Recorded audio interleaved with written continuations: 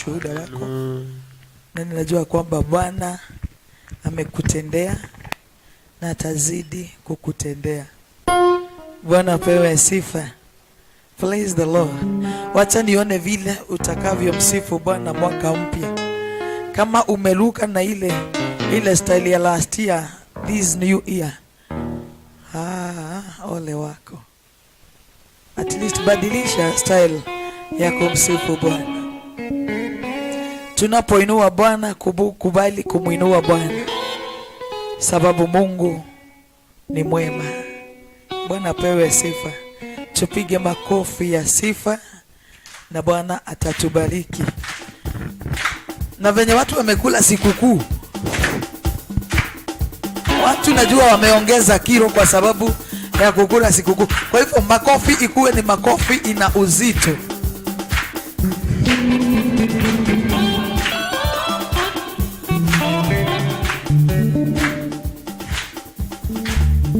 Makofi mazuri kwa Yesu.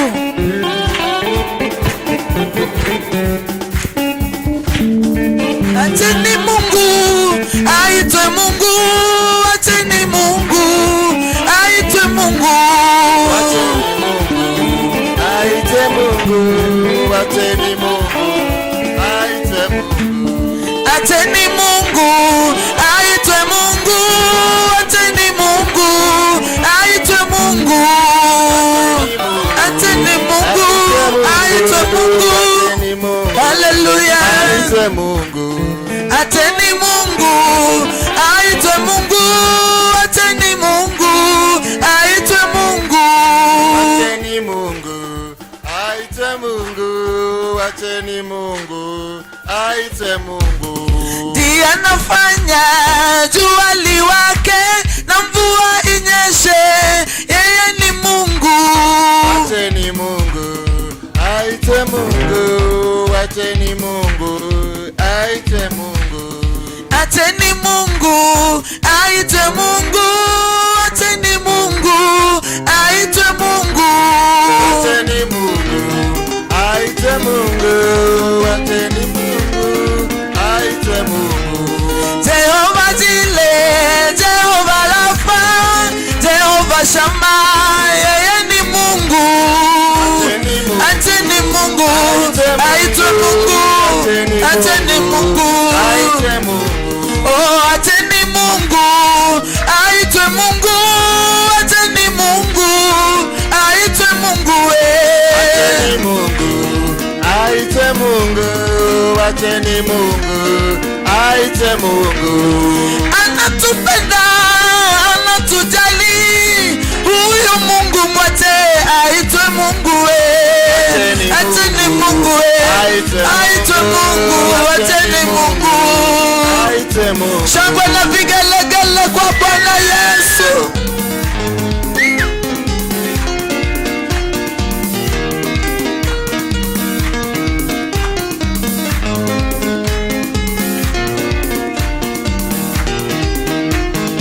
Makofi mazuri kwa Yesu.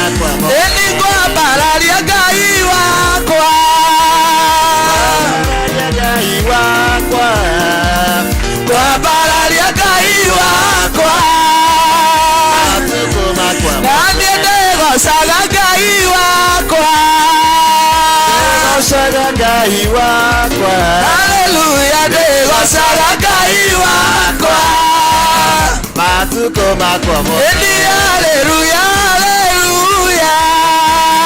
Haleluya, haleluya. Haleluya, haleluya. Matukoma kwa moto. Eligaiwa kwa nemonene. Gaiwa kwa nemonene. Gaiwa kwa nemonene.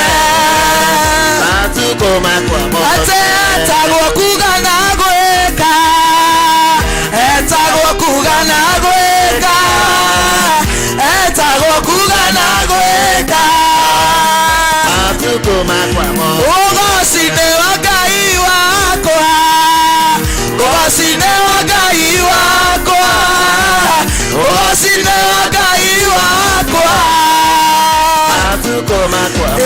Ugocine wa Ngai wakwa. Ugocine wa Ngai wakwa. ugocine wa Ngai wakwa. Matukoma kwa moto. Nani ngorogera Ngai wakwa. Ngorogera Ngai wakwa. Ngorogera Ngai wakwa. Matukoma kwa moto. Ndemũthuri ndĩmũinĩra. Ndĩmũthuri ndĩmũinĩra. Moduri de moinere. Matukoma kwa moto. Ni mũtumia ndũmũinĩra. Motumia do moinere. Motumia do moinere. Matukoma kwa moto. Athuri magatiga. Magatiga mothe. Nao athuri magatiga. Magatiga mothe. Nao marogera Jesu.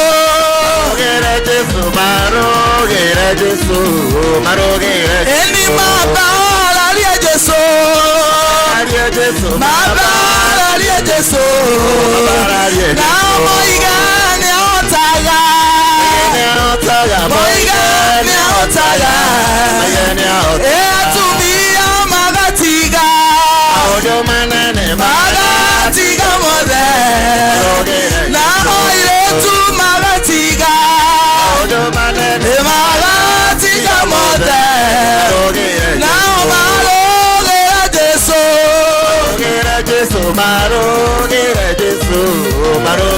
Ate mamo bararagia.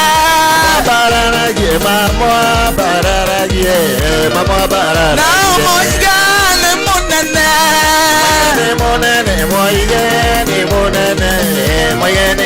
Ekwena kedo mothe nyumba-inĩ ya Baba. Ekwena kedo mothe nyumba-inĩ ya Baba. Haleluya nyumba-inĩ. Ekwena kedo mothe nyumba-inĩ ya Baba. Ekwena kedo mothe nyumba-inĩ ya Baba. Eligwe kwa barario mothe nyumba-inĩ ya Baba. Eli nyumba-inĩ ya Baba. We kwa barario mothe nyumba-inĩ ya Baba. Haleluya mothe. Eli haleluya mothe nyumba-inĩ ya Baba.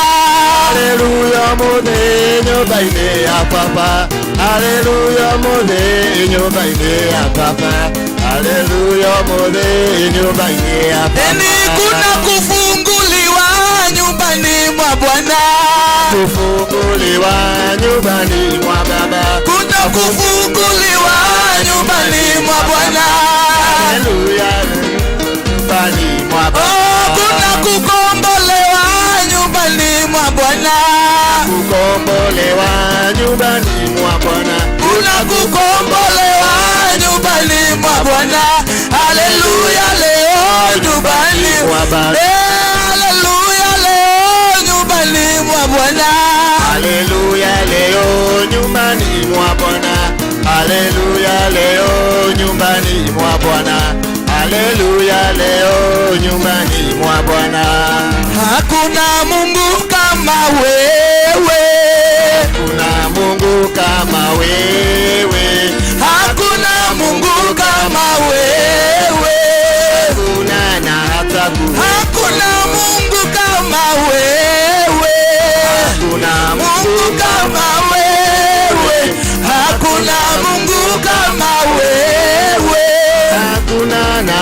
atakuwepo. Hakuna nguvu kama zako, hakuna nguvu kama zako, hakuna nguvu kama zako, hakuna nami nimetembea kote kote, nimetafuta kote kote, nimezunguka kote, hakuna hata imani.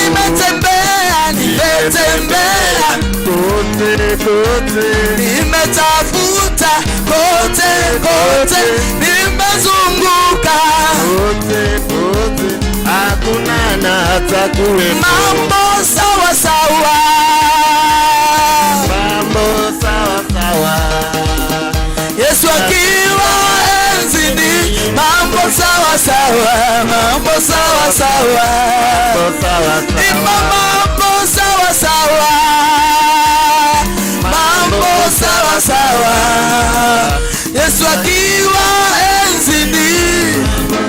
Mambo sawa, mambo sawa, mambo sawa sawa, things already better, things already better. When the Lord is on the throne, already better, already better, Things already better. Maodone mega, Maodone mega, Yesu aleza makaga, Maodone mega, Maodone mega. Tupigie Bwana wetu Yesu makofi ya shangwe na vigelegele.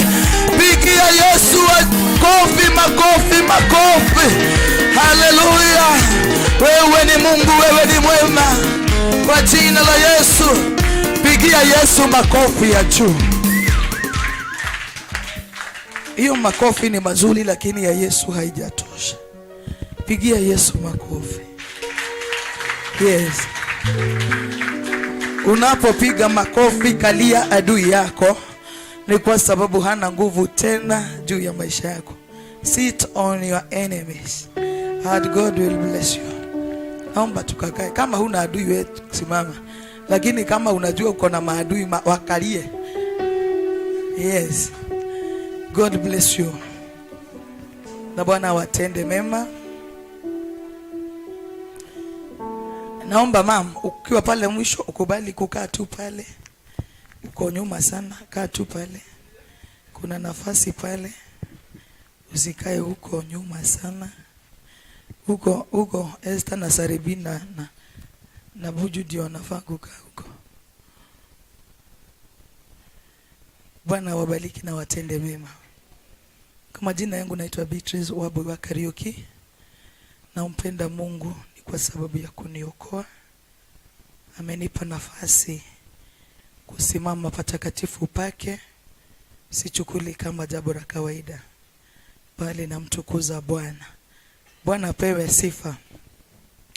Naomba tupate shuhuda 2-3 tukijiandaa kusikia neno la Bwana, kumega mkate wa siku ya leo. But before tuingie kwa ushuhuda, naomba bado nitangaza matangazo nilitangaza jana. Nafurahia Mungu ni kwa sababu nimeyasikia apostle akiarudia. Wenye walikuwa hapa jana wanaweza wakakumbuka. But sababu wengi wamekuja siku ya leo, naomba nipewe nafasi niarudie. Bwana atukuzwe. Tuko 2023 na mambo ya kale yamepita. At least tushughulikie ambayo ni mapya ya mwaka huu. Wale ambao hawajui haya madhabahu yanaitwa aje, yanaitwa Crusaders for Christ the Synagogue. Na Mungu amekuwa Mungu ndani ya haya madhabahu. Tumeona nguvu za Mungu na uweza wa Mungu na uaminifu wa Mungu zikifanya kazi mahali hapa. Bwana apewe sifa.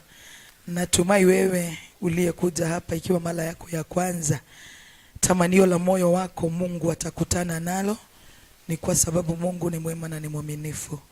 Bwana apewe sifa. Tangazo namba 1. Tuliyatangaza jana.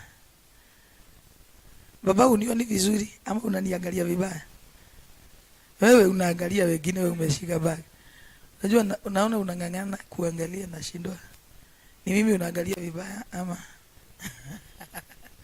Bwana pewe sifa. Aha.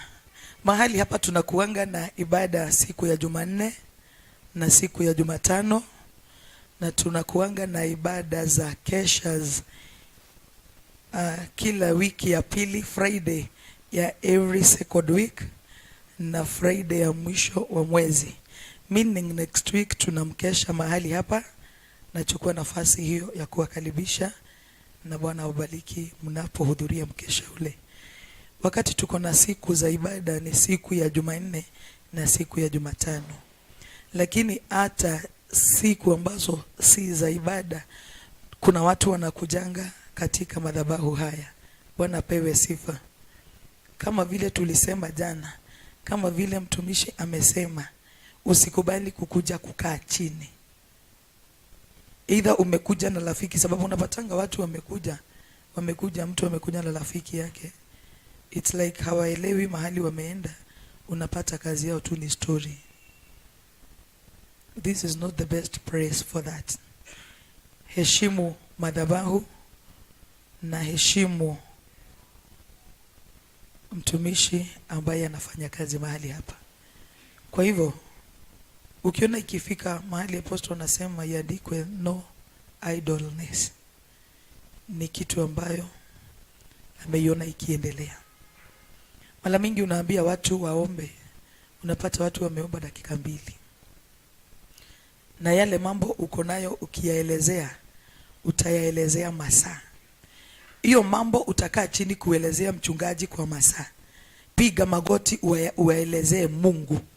Sababu at the end of it all, mchungaji atakuombea Mungu. Kwa hivyo kubali kuchukua muda na nafasi hiyo. Umeingia kwenye nyumba ya Mungu, omba. Hii nyumba inakuanga safi. Usichukie tu hivyo.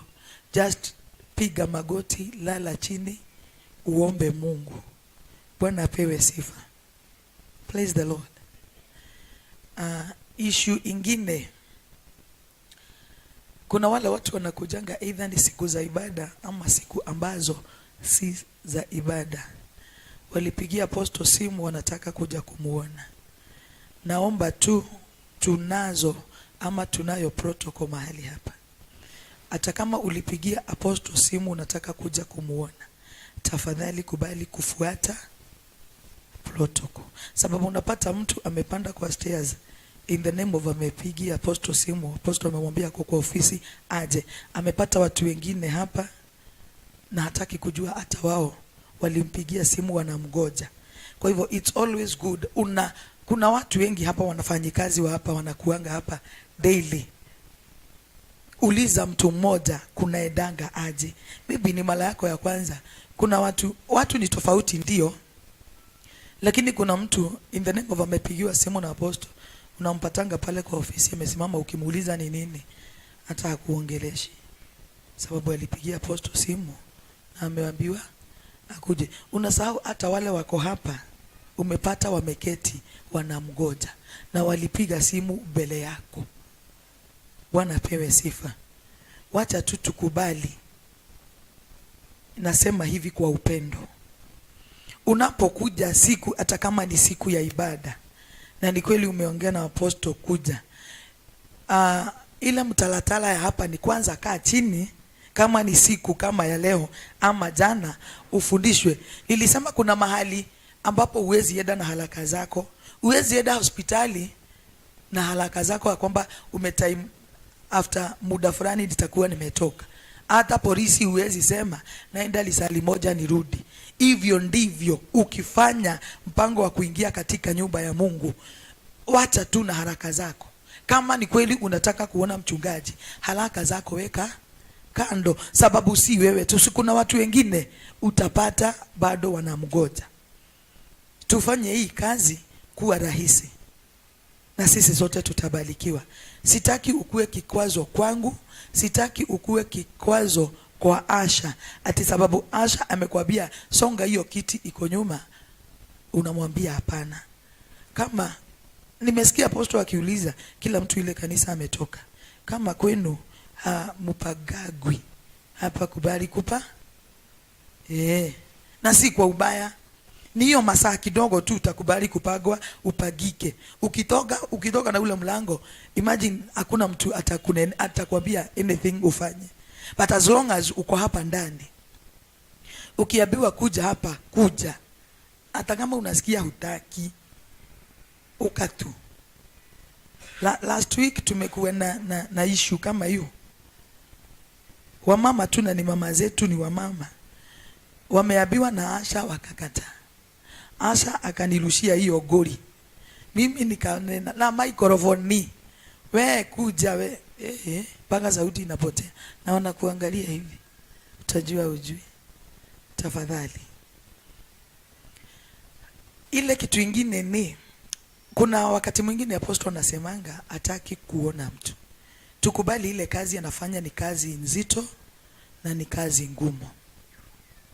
Bwana apewe sifa. Unajua si kumaanisha kwamba ile shida ninayo siku ya leo nisipomuona itanimaliza leo. Si tumekaa na hizo shida miaka.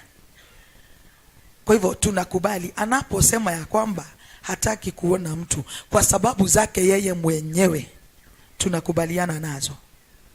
Si ndio? Na unapoalika mtu mahali hapa, yale maagizo ya kwanza utampatia ni hayo. Atakana kwamba umeona Mungu, mwambie, na ukienda hapo ukiambiwa na Asha soga mbele, unasoga. Kama kuna kitu unahitaji, in case of ni kitu tu unahitaji. Wale watu ambao wanashidanga hapa, watu hapa hautashidwa na watu hapa. Uliza mtu ile kitu unataka, atakuelekeza, atakupatia. Bwana apewe sifa. Praise the Lord. Naomba Buju, Esther, Pastor Hawkins, Pastor Waweru na au wengine hawajafika, msimame tu.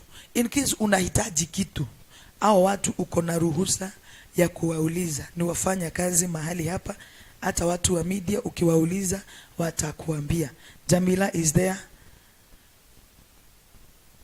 Mtu akitaka kitu uliza hao, watakuelekeza na watakwambia. Bwana apewe sifa.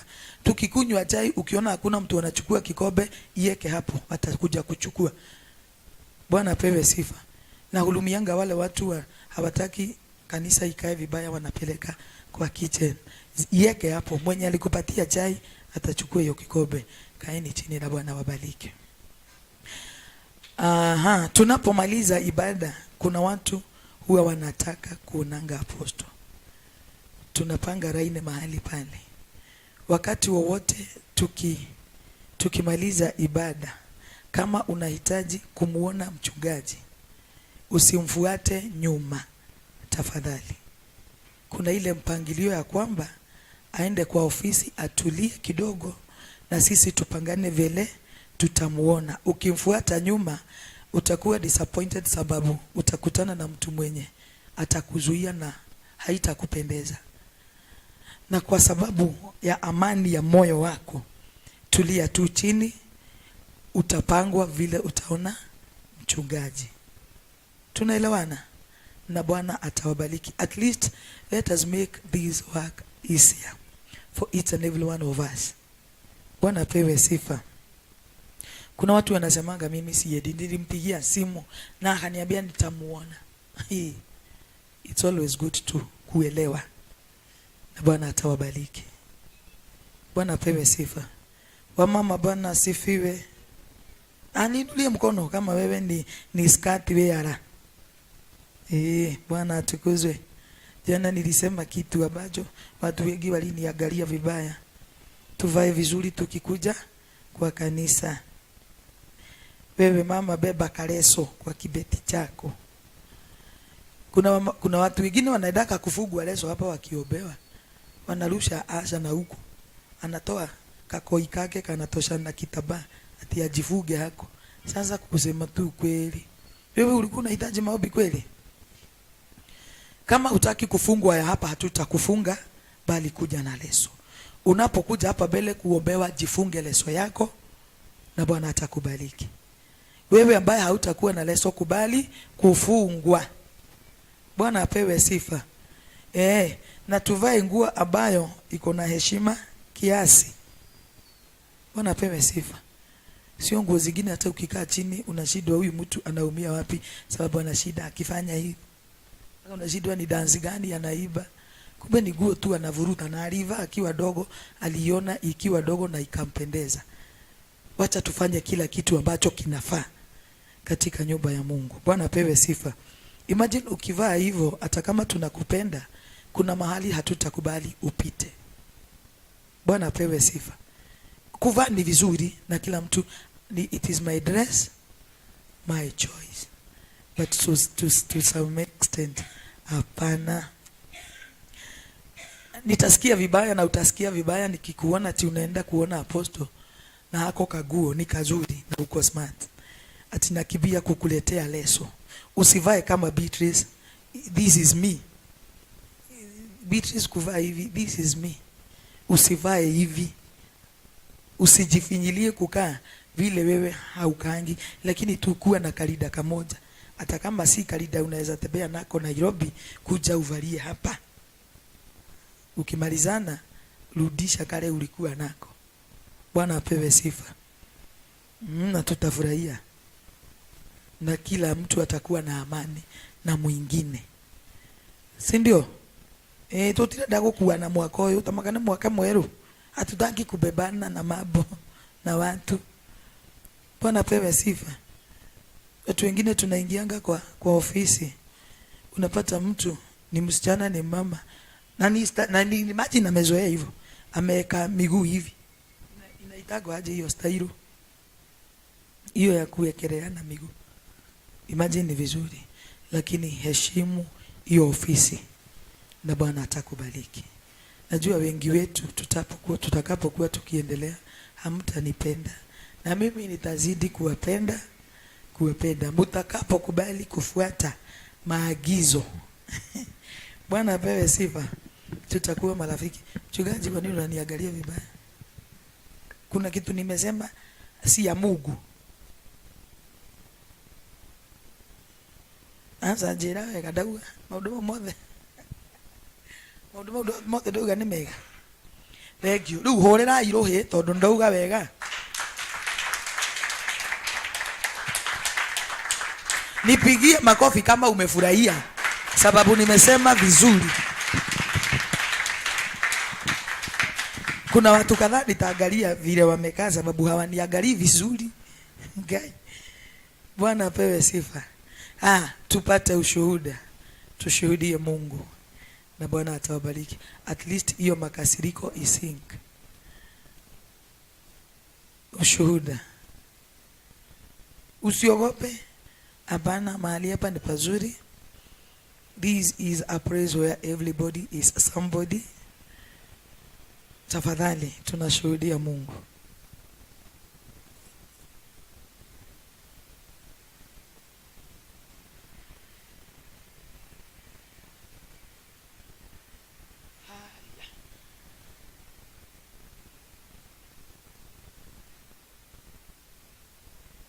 Tumpigie makofi.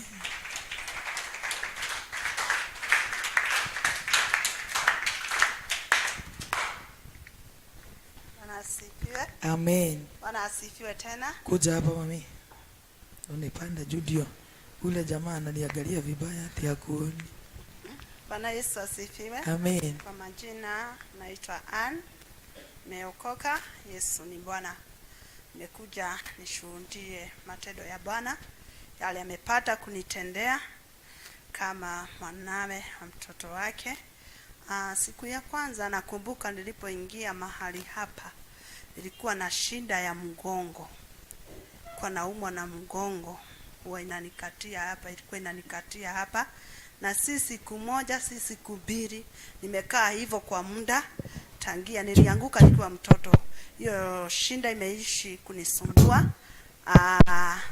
Na vile tulikuwa tunaombewa, nikasikia hiyo shinda imeisha. Lakini kama binadamu nikasema kwanza nitagoja nione, na sababu huwa inanikata sana wakati ninapofua. Sasa jana nikaingia kwa karai, nilikuwa na maguo ya mwaka karibu huo mwingine wote, nikafua manguo, lakini vile nilimalizia nikasikia mgongo wangu uumi, niko salama. Sasa nikapata kuamini kweli Yesu amenitendea. Namshukuru kwa sababu ya kunionekania. Amen. Barikiwe sana. Amen. Amen. Tupate ushuhuda mwingine. Hata kama hujatendewa hapa au kuombewa hapa ukapata huo muujiza, ni Mungu alikutendea na ni Bwana amekufanyia hayo. Kwa hivyo ni vizuri kushuhudia Mungu. Bwana pewe sifa. Tupate ushuhuda mwingine.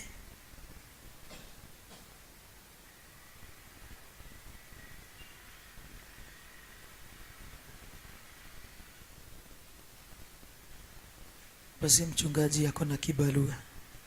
Kama ile kazi anafanyanga hapa ni kazi ya sisemi ya bure, lakini ni karibu, na kama hakuna hata mmoja apart from anaweza sema yale Bwana ametenda. Bwana pewe sifa. Siku ya kesho tunaanza maombi ya 21 days. Kuna wale watu ambao niko na majina yao ambao tunatengeneza group ya WhatsApp. Tutakuwa tuko communicate, tunajua tunaombea nini na tunaendelea aje. Na kama unatamani kuwa pamoja na sisi katika maombi yale, naomba tu utaniona baada ya ibada na Bwana atakubariki. Tunaanza kesho na kila siku kutoka kesho tutakuwa na maombi hapa jioni kutoka saa 9 mpaka 6 ya kuomba kwa pamoja. Ukipata nafasi ukiwa huko nje, kuja kwa lisali moja ama masaa mawili na Bwana atakubariki. God bless you. Bwana asifiwe sana. Si upige makofi.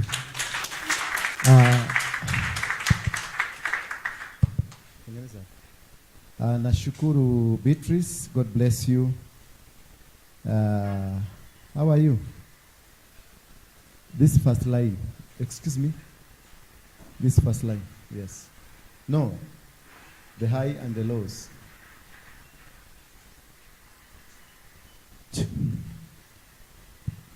Remove the low, put high. Toa low kabisa, weke high. Bwana asifiwe sana. Nashukuru sana tena kuwaona. God bless you. I know mmenisubiri. Miracle. Nimekuja sasa na miracle. Salimia mwenzako, mwambie sasa tuko tayari. Alafu give me a higher volume kidogo. Mwambie mwenzako I'm here. Mwambie I'm here. Mwambie I am here to receive my miracle. Hallelujah.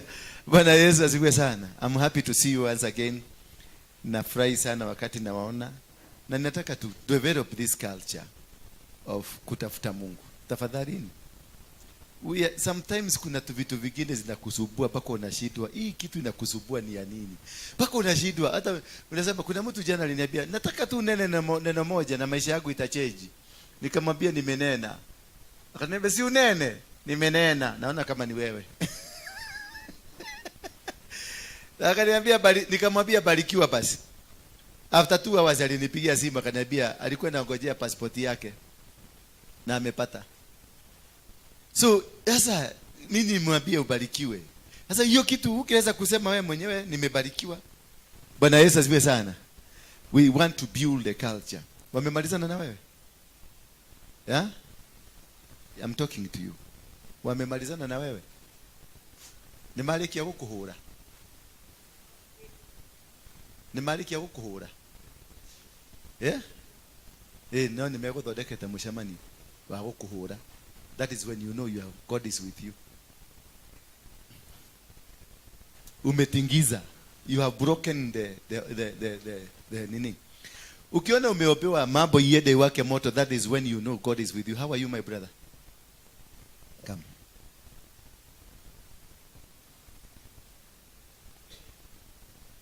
Yes.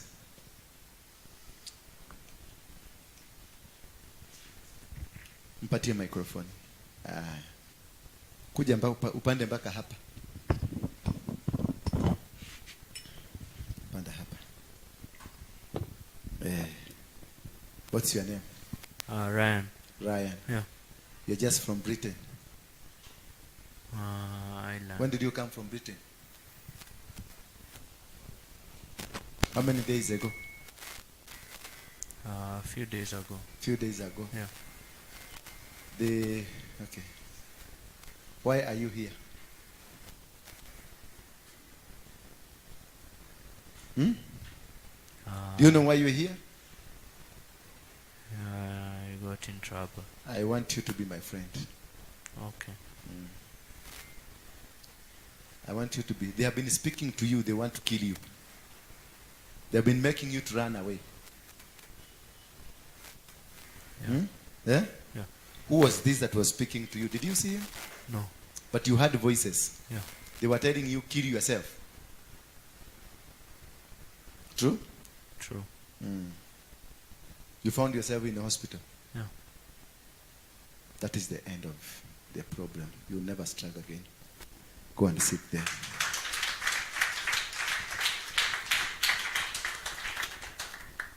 Bwana asifiwe. Sasa hivyo nimeomba. Nidahoya. Lakini nataka kuja. I'm really against because I want you to be my good students. And I want you to be blessed. Mimi nilikuwa mbaya. I was not a good man. I'm the founder of Mungiki sect. And that one, ukisikia mtu akiondoa ati huyo jamaa aliokoka, hapana, mwambie tuanzie kwa Mungiki ndio tuingie kwa kuokoka. That is why you are here. Kuanzia kwa Mungiki tukienda kwa kuokoka, because that is my history that builds a testimony in me that Jesus can deliver. Bwana Yesu asifiwe sana. Na sasa mnasemanga huyo ni mtu wa Mungiki, ni mtu mbaya. Lakini wacha tuandike yako tu kwa gazeti. A quarter of your story. Uone kama Kenya watu wote hawatahama. Story yako ni baya hata kuliko yangu, lakini kwa sababu yangu nimejianika. I'm here. Kuna ex yangu mmoja jana alinipigia simu akaniambia nataka kukuanika. Tulikuwa na wewe na tulifanya covenant. Nikamwambia hata umechelewa. Mimi mwenyewe ndio naanika. Nasema nilikuwa na my ex, nataka kuwafugua. Sasa atanasema nataka kunianika. Eti kwa sababu aliona kwa Saimo kuna ex alinipigia simu akasema nilimfuga. Ndio nilimfuga kwa sababu tulikuwa tunakunywa pombe those days. Naweka pombe kwa mdomo na mkunyuza. Na yeye anaweka yaga ananikunisha na muuliza mayaka ini ukaandika mayaka itika agotika. Sasa amejaribu doa hazifanyi. Amejaribu kila kitu, nothing is working. Ako in the 5th marriage. Because of who? Because of who? Because of me. I'm a demon. Na kama siwezi kuja kwako niende kwa hiyo nijianike, niseme this is what I have done, then I'm not helping anybody. Bwana Yesu asifiwe sana. You yourself, ile vitu umefanya na vituko umefanya na wanaume wale umevuga wakiwekelewa hapa, ndio tutajua kweli tuko na shetani, na shetani akaagi kule anakaaga, tunakaaga hapa. Maundu maria wikite mangigirirwo haha we maandikwo gatheti-ini, gatheti ikwendia mieri 6 nation watatajirika, lakini mnaonaga ya dola. Mimi nilijianika na hakuna kitu unaweza kunibabaisha nayo. Na ukisikia kuna mtoto mahali fulani na unaona anafanana na mimi, wakalia kabisa huyu anafanana na mchungaji, nilete. I'm looking for them. Kwa sababu mimi nilikuwa hiyo kazi. Hapa leo, kesho pale. Huko. Nimewaokota sasa wamefikisha 18. Wewe mtu ni mhonoku kweli. Wewe kana hiyo na umetoa mimba 7. Sasa mimi nilizaa yagusi. Naona vitoto vyangu ni very smart, very bright hapa. Ni genius. Wewe wale uliua. Aliaura giteri. Mahumari orutete ukoraga ri tikabanie. Sini afadhali mimi yangu tunaona. Yako umeua. Sasa wakati utaenda biguli ndio utakuja kujua maneno ni baya. Ukifika biguni utakuta kakika kisiana kanakuita mam. Unageuka na mtu, wewe ni nani mam? Unaita mam wewe? Ni mimi. Wewe ni nani? Ni mimi yule ulirusha kwa choo. Na ni yule waikilia kioro. Yaani kale unakuja kingine ukienda kidogo kijana kinambia sasa ni aje mam? Nani wewe tena unaniita mam? Si ni mimi ulitupa kwa mtaro wakati ulinifunga na karatasi ukanirusha kwa mtaro. Ni mimi, nimekuwa mkubwa. Na wewe holijogo kwenu wa interpreter. Wewe ni mnabii mkubwa kanisani. Na ile watu umeua ni wengi, wamekufa bado wanalia huko kwa mchanga. Kama wewe umetoa miba na hujai kuconfess, you are still a murderer. Hata ukue pastor. Hata ukue muinjilisti, unatoa maneno hapa, unatoa maneno kila mtu anababaika, anatetemeka, dunia inatetemeka. Wewe ni muuaji. Hello? Wacha nikutumie tu, kubali tu nikutumie. You remember the boyfriend, the first boyfriend? Sina mkumbuka? Mkiwa shule. Kale kakijana mlifanya hivi. Hebu lete. Kale mlifanya hivi. Alafu kachuna hapa. Karamba na yeye karamba. Unamkumbuka? Sina mkumbuka. Sasa huyo ndio bwana yako. You have a blood covenant. Kama uko na mwanaume mwingine, huyo ni kama uiste. Your husband huyo, muli make blood covenant. Na sidi alikuvuja virginity yako, blood kamwagika bado. There is a blood covenant. Sasa hapa hadi umetutagulisha hapa penye huko johore jo unatuhubiria inatoka mpaka na mapua, lakini uko na bwana ya mwenyewe. Sababu na yeye kuna mahali alivuja virginity. Sasa niambie, who is not entangled in this issue? Who is clean? Can you give me one clean person in this world? No one. So that is why we need to come and sit down. Nikufundishe. Hapa msilete sarakasi ya miujiza. Go away with that money yako. Staki pesa zako. Usiekelee pesa yako hapa kama ni umekuja kuchukua muujiza. Go away. Kwenda kabisa. Nenda kwa nganga na kwa wale wengine huko mkafanyia polo papa. He is my spiritual father. Na nilimwambia jana, mimi kwangu ukisikia watu wanakuja, hata wewe usilete hiyo miujiza yako. Nataka tufundishe watu. Nikwambie what is eating you. Ni tule tutoto umetoa 8. Sisemi wewe. Ile shida unapitia ni zile mamimba umetoa. Nikwambie tu hivyo. Na nikwambie ulitoa na Francis, ukatoa na Akinyi na nani? Na Onyago, ukatoa na Wambua, ukatoa na Kipurono. Hizo mamimba ndio the cause of the problem we are facing now. Your exes, wale mabibi na mabwana na wale wanaume umirara na wao. Wale muli make every woman hapa. In your sexual intercourse, there are some things you speak that if you ask after 3 minutes, ukimaliza ulikuwa unasema nini? Akia, sikumbuki. Kwani nimesema nini? Na uliambiwa sema baba yako ni upo, unasema baba ni upo. Sitakuacha. You make covenants. And these are the things that are affecting. Yes, you got saved. But there is things that are following you that you need to disconnect yourself from them. Knowing Jesus introduces you to a platform of having to know yourself. Being saved does not disqualify you from all things that you have been doing. Jesus is a platform that makes you understand. And that's why Jesus came and told you that pray and you will be what? You'll be answered. Bwana Yesu asifiwe sana. And if the answer is not coming, go to God and seek from God. Why are you not answering my prayers?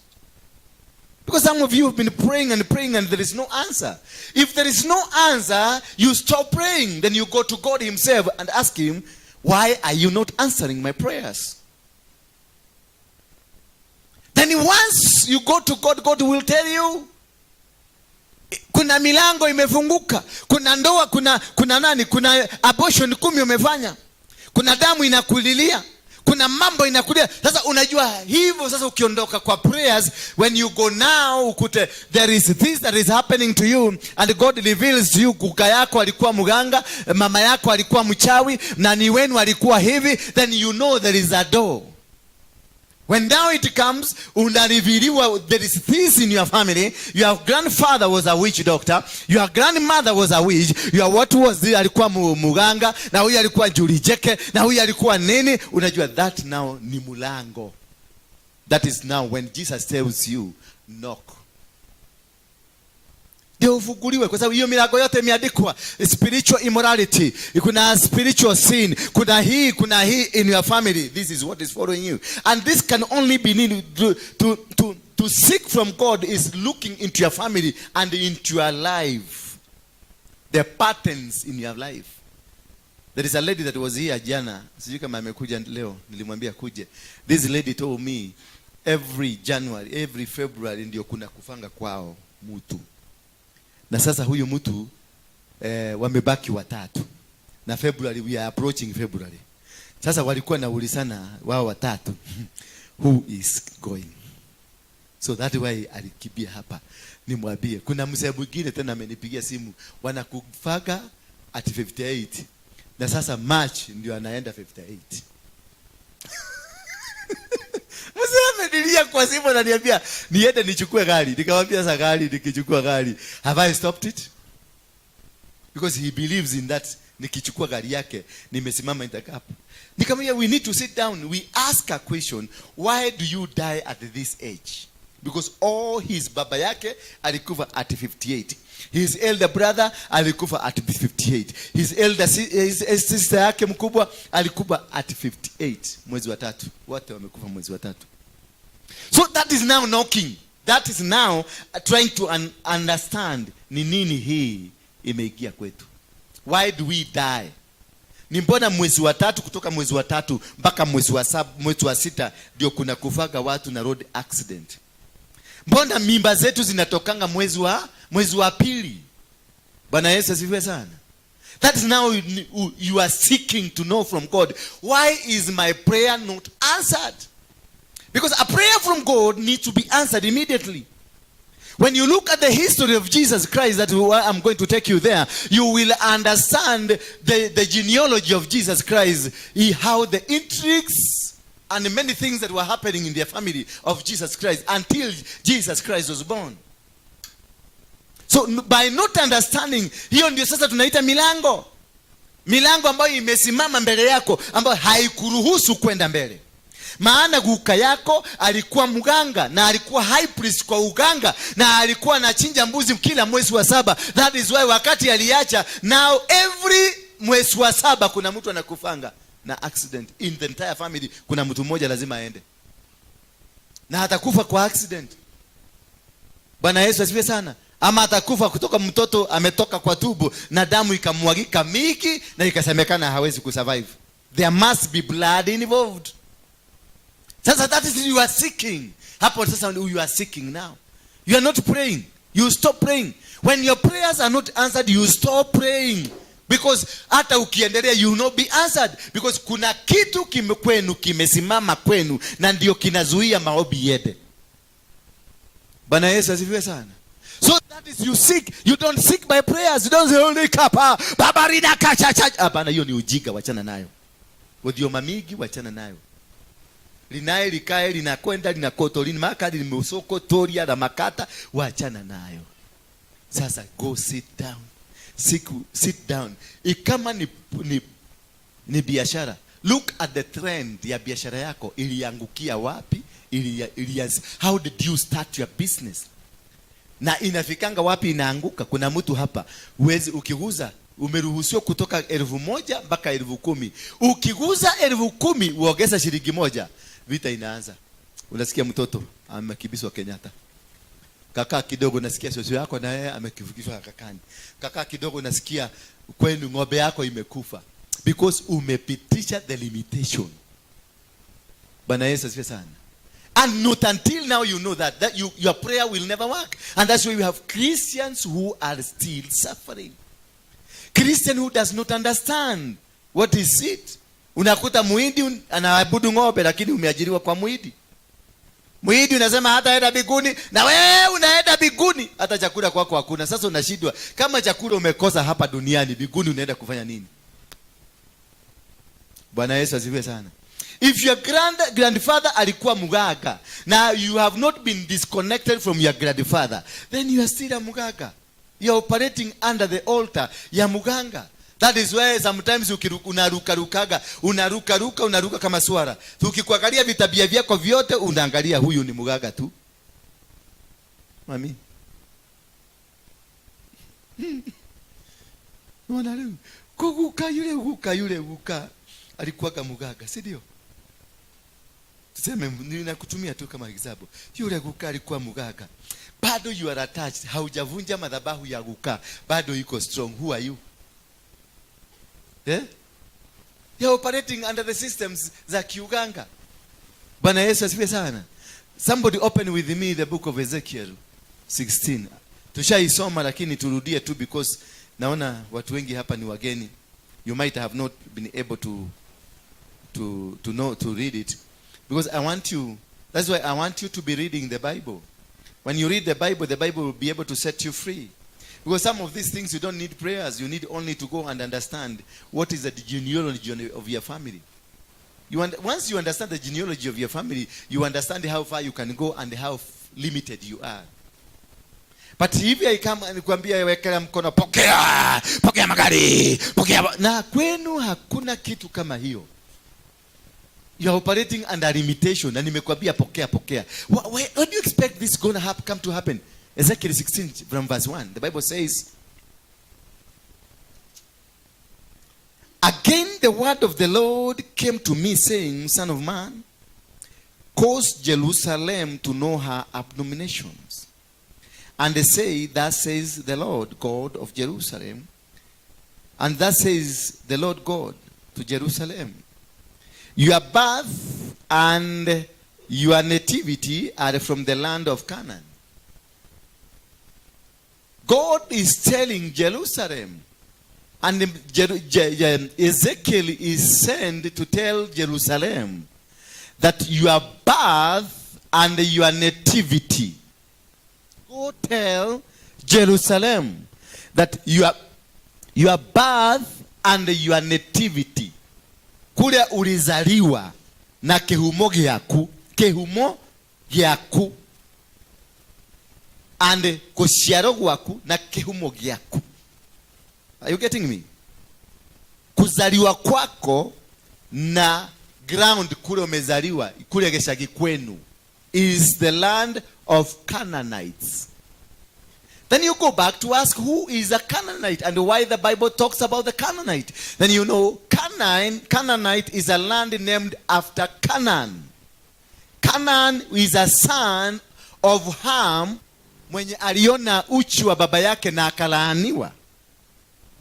So Canaan is the one who picked the curse, not the father. Therefore, the curse that went from the father Ham, it was shifted to his son. Therefore, this land that you are born is named after a man carrying a curse. Hello? Are you getting me? So already you are seated in a land that is cursed. You are seated in a land that your grandfather used to operate there akiwa muganga. Kafara zote za kiuganga alichinja mambuzi, alimwaga pombe, na hiyo shamba ilinyakuliwa kupitia kwa uganga. Ndio kwa maana ako na shamba. And that is why kwa kijiji yenu nyinyi pekee ndio mko na shamba kubwa. Kwa sababu baba yako alikuwa muganga, akanyakua shamba kupitia uganga. Na huko ndio umesaliwa. Bwana Yesu asifiwe sana. That is where you are. That is where you are born. That is where you call home. A land that is punctuated and founded from a curse. Then we continue.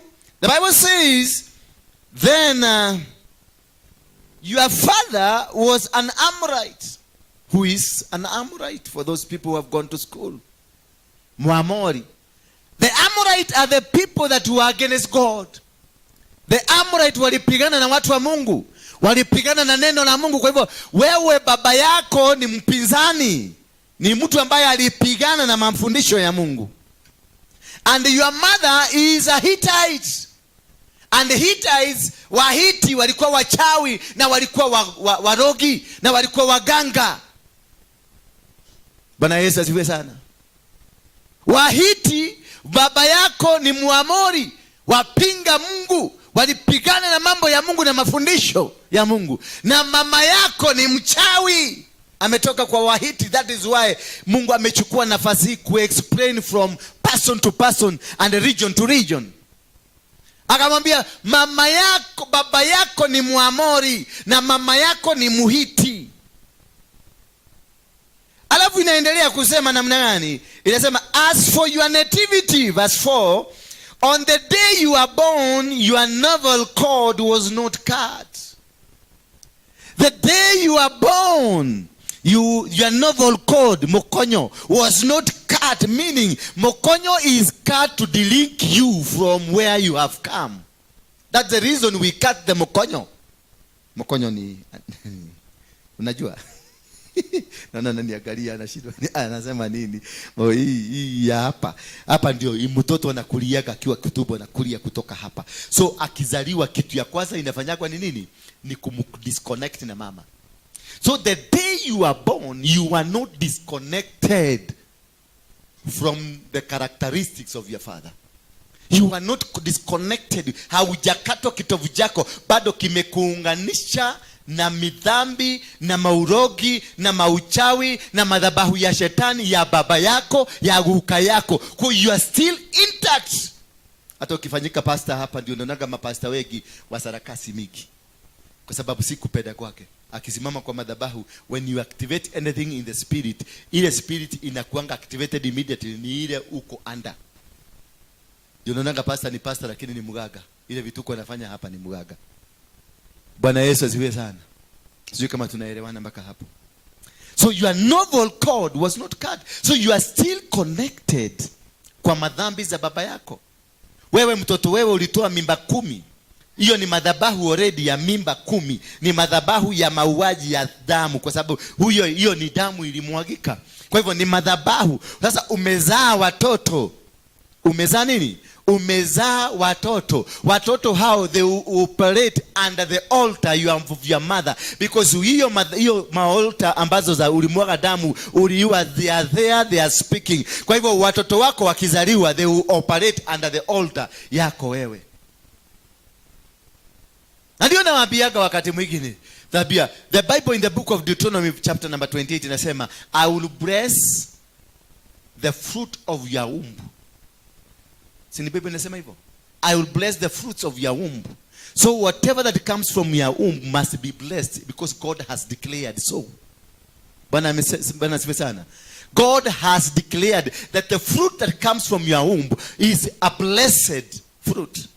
Kwa hivyo kama mtoto yako ni lesbian ama ni gay, ni mvutaji wa bangi, ni mtu wa madawa, sio mtoto akona problem. You are the problem. Wewe ndio gay inside you. Wewe ndio mtu wa madawa za kulevya inside you, because your womb is not blessed. Wacha kubulaumu watoto kuja kutuambia ati mtoto wangu amenishida. Mtoto, how on earth? And the Bible says I will bless the fruit of your womb. What happened? If God has declared a blessing over your children, has declared a blessing over you, what happened that now you children are smoking marijuana, your children are on drugs, your children are lesbians, your children are gays, you are the gay. Wewe mwenyewe ndio gay. Kama mtoto wako anavuta bangi, wewe ndio mvutaji wa bangi. Hello? Hello? You okay?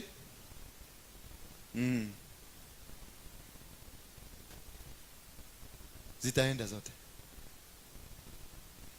Bwana Yesu asifiwe sana. So the fruit, the manifestation of the work of God in you must be revealed in you, because you are the one carrying the blessings. You are the one carrying the blessings of God.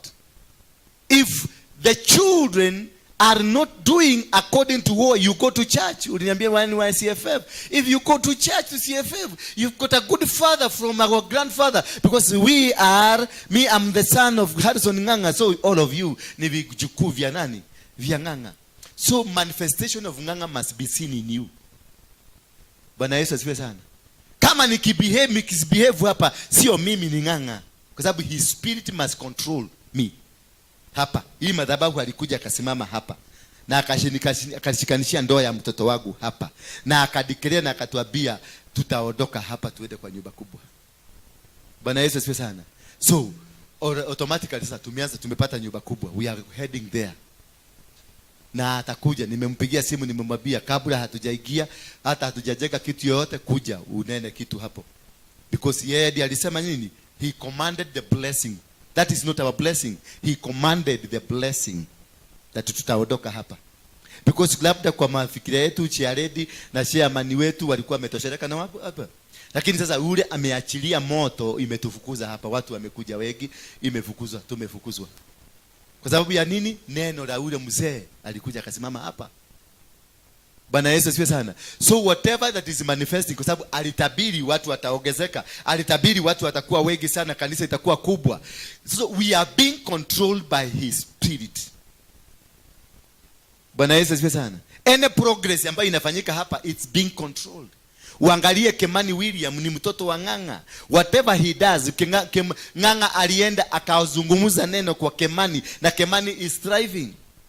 Ameenda kwa Wadeli amesumuza na Wadeli is thriving. Ameenda kwa huyu wa Donholm inakuwa. Mahali popote kuna CFF zinakuwa because their father has a command over the things. So if your children are misbehaving, look into yourself, jitavute, uende na ukuje. Wakati nilienda kukunywa pombe after he ordained me, maana nilikunywa pombe after I was ordained, yeye mwenyewe alikuja kunitafuta. Because hajawahi kuzaa mtoto wa namna hii. Mimi nilikunywa pombe mpaka nikajipupulia. Nilikunywa pombe mpaka makojoo najikuta nimejikojolea. Nilikunywa pombe mpaka nikilala kwa kitanda na achilia tu na ninasikia ni comfortable. Because I was under depression. He came to my home kunitafuta.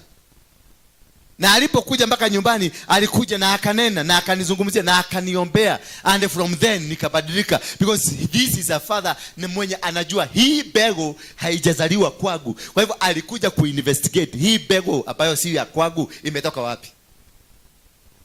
Bwana Yesu asifiwe sana. So wacha kukuja kusumbua wachungaji ati mtoto wangu anavuta bagi. Mtoto wangu anafanya nini? Wewe ndio mvutaji wa bagi. Bwana Yesu asifiwe sana. Kama mtoto yako ni gay, jichuguse. Uko na characteristics za ugay.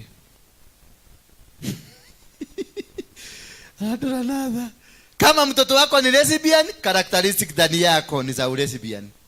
Jichuguse. Kama mtoto wako ni rebellious, ndani yako kuna spirit of rebellion. Sasa ndio inafuata. Hiyo kitu utajulia wapi kama umekuja kuchukua miracle word? Umekuja tu hapa na shilingi yako 10,000 nataka kuwekelea kwa madhabahu uchukue miracle word. You cannot learn.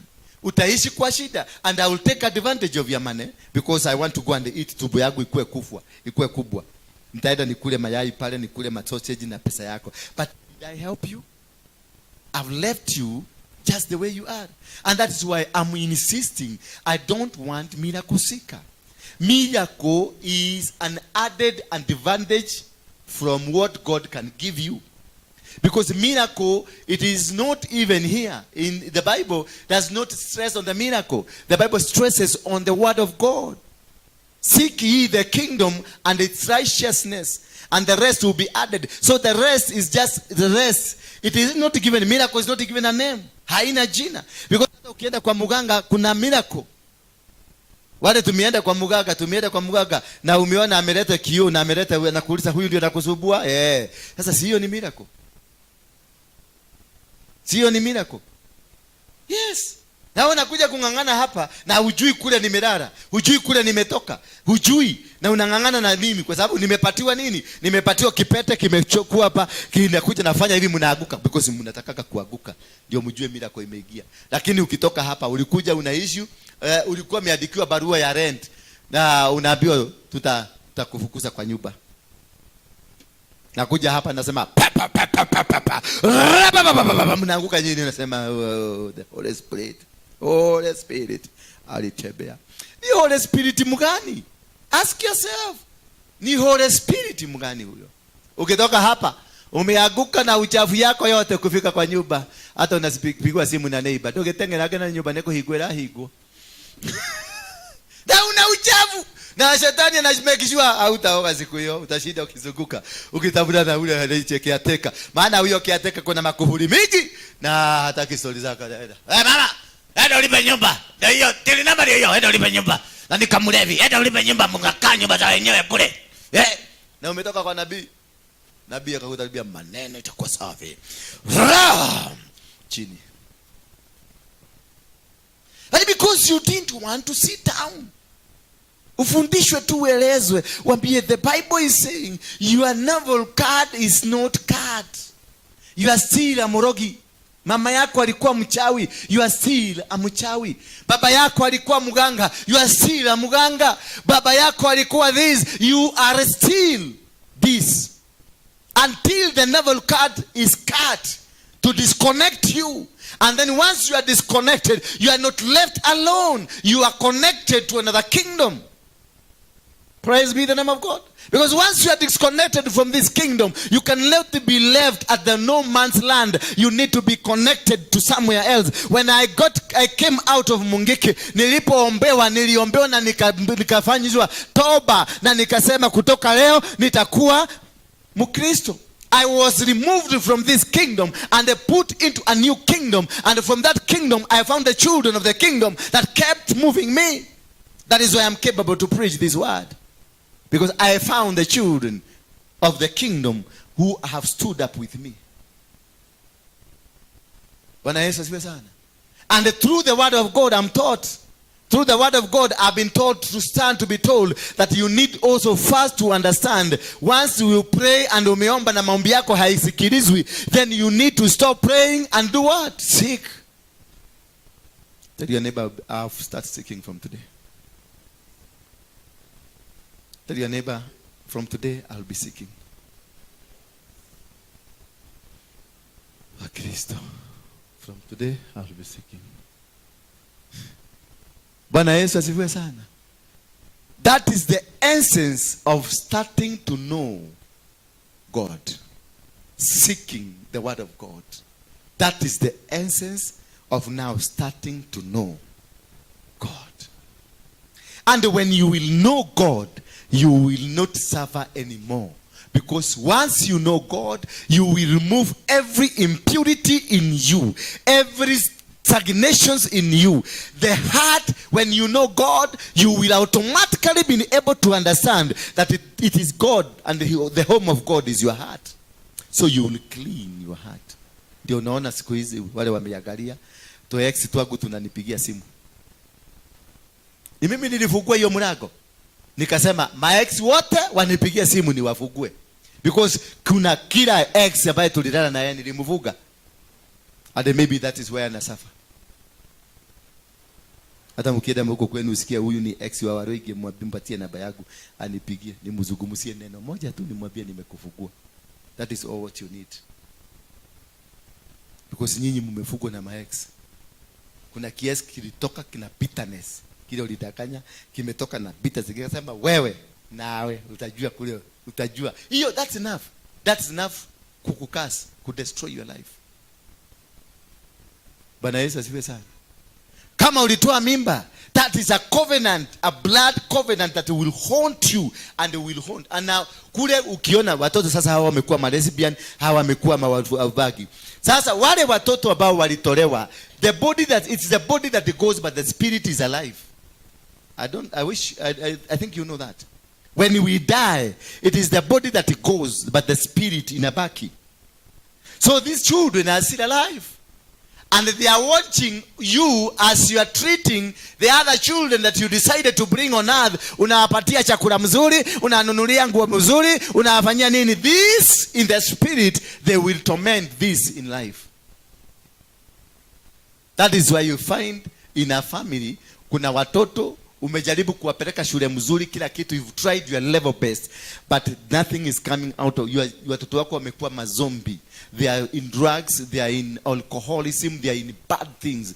But and you keep under. Na wewe ni pastor kanisani, wewe ni pastor, ni mtugateli, wewe ni modejeli, wewe ni elder kwa kanisa, wewe ni nani kwa kanisa, ni girodi, wewe ni kila kitu ile, but your children, they cannot be related with you because they are being tormented by the ones that you killed. The ones that you killed will never allow you to survive peacefully.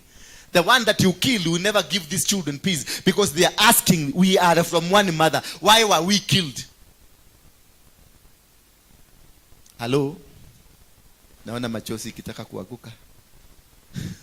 Tafuta kahadi kachifu.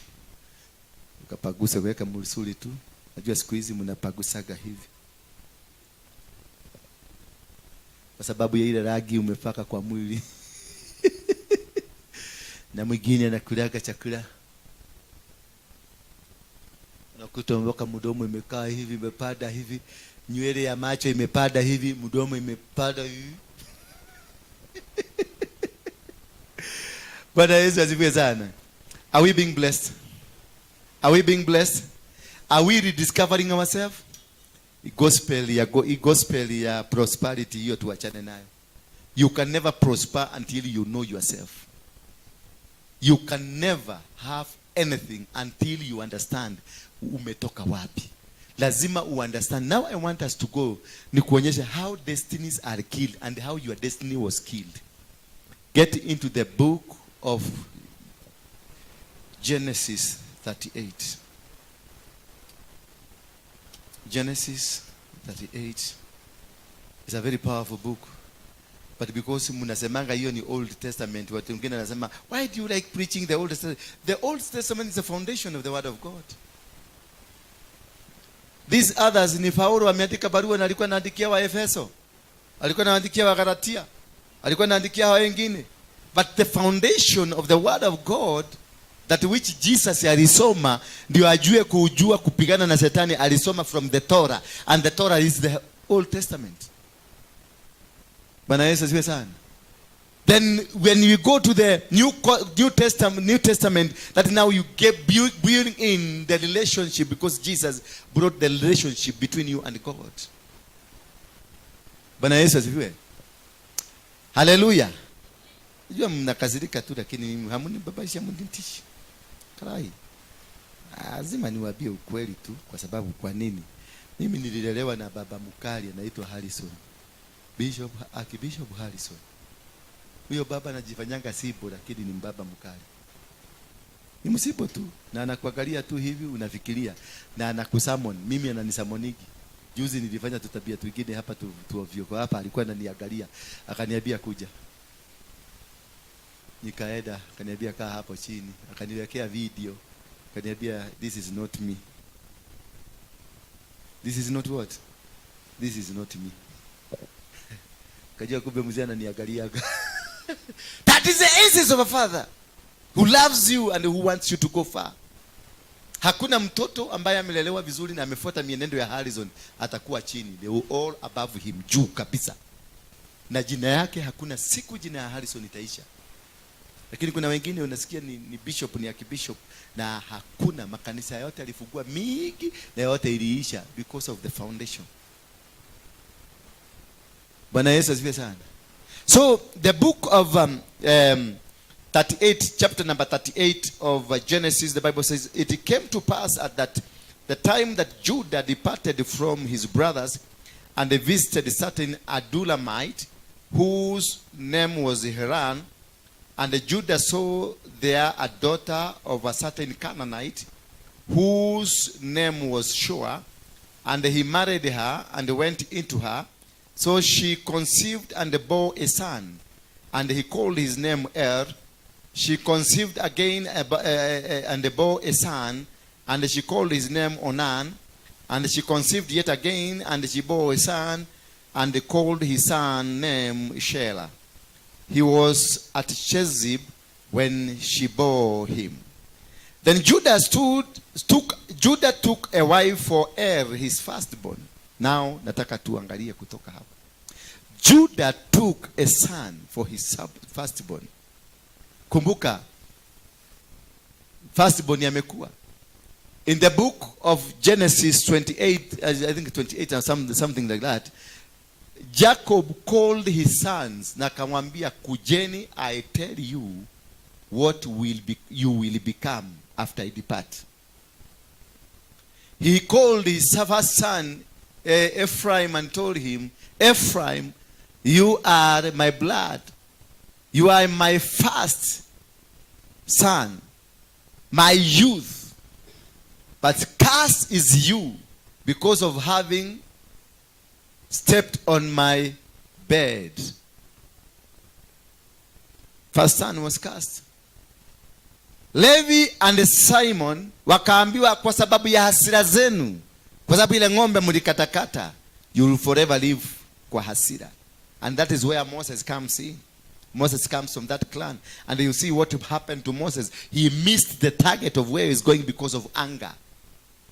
Because kule ametoka, ni huko ametoka. That's where the problem is. But now let's look at Judah in verse number 8, number 9 there. You find Judah was blessed, and baba yake Jacob alisema, katika uzao wako utazaa kings. Bwana Yesu asifiwe sana.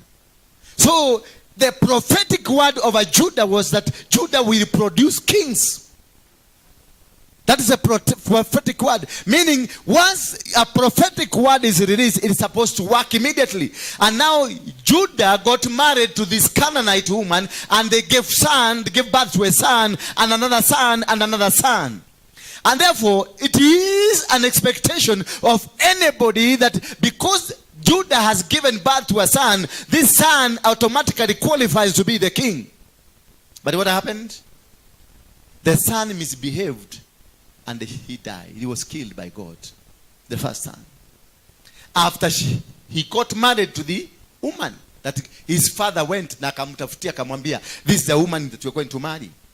Immediately they got into marriage, the son misbehaved, and God killed the son. Meaning the first prophetic word from Jacob imeanguka.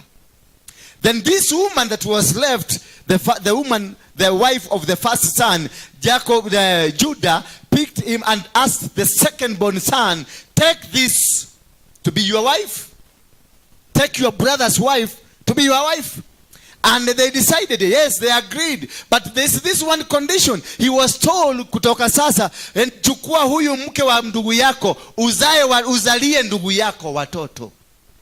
Then the children ambao utazaa si wako, watakuwa wa brother yako ambaye amekufa. Because Judah alikuwa anatafuta producing a king. That is why he wanted this first wife of the first son, because the first son has died, the second born son, to take this mwanamke ndio awazae mtoto kwa niaba ya the first son. So alijua, mkijana alijua kwamba every child nitazaa si wangu, ni wa my brother.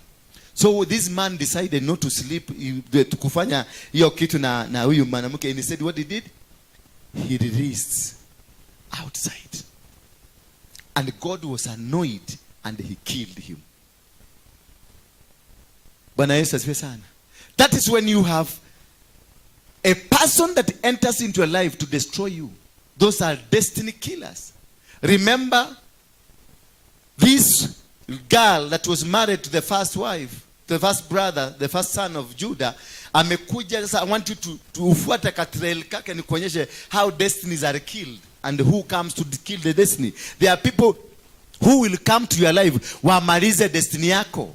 Kuna mtu atakuja jishikilie ni mwanaume, amalize destiny yako. Kuna mtu atakuja jishikilie ni mwanamke, amalize destiny yako. Kuna mtu atakuja jifanya mfanyikazi ama an associate pastor, kumbe amekuja kumaliza destiny yako. Huyu mwanamke amemaliza through her first son amekufa, through her the second son amekufa. And much later huyu Judah bibi yake akafa. Alipokufa haka kamama kumbe kalikuwa kakimonita Judah. Bwana Yesu asifiwe sana. Na kakasikia Judah leo anaenda soko ya Daguleti pale Daguleti. Na kakavaa nguo, kakajifunika vizuri, kakavaa kabuibui, kakafunika uso.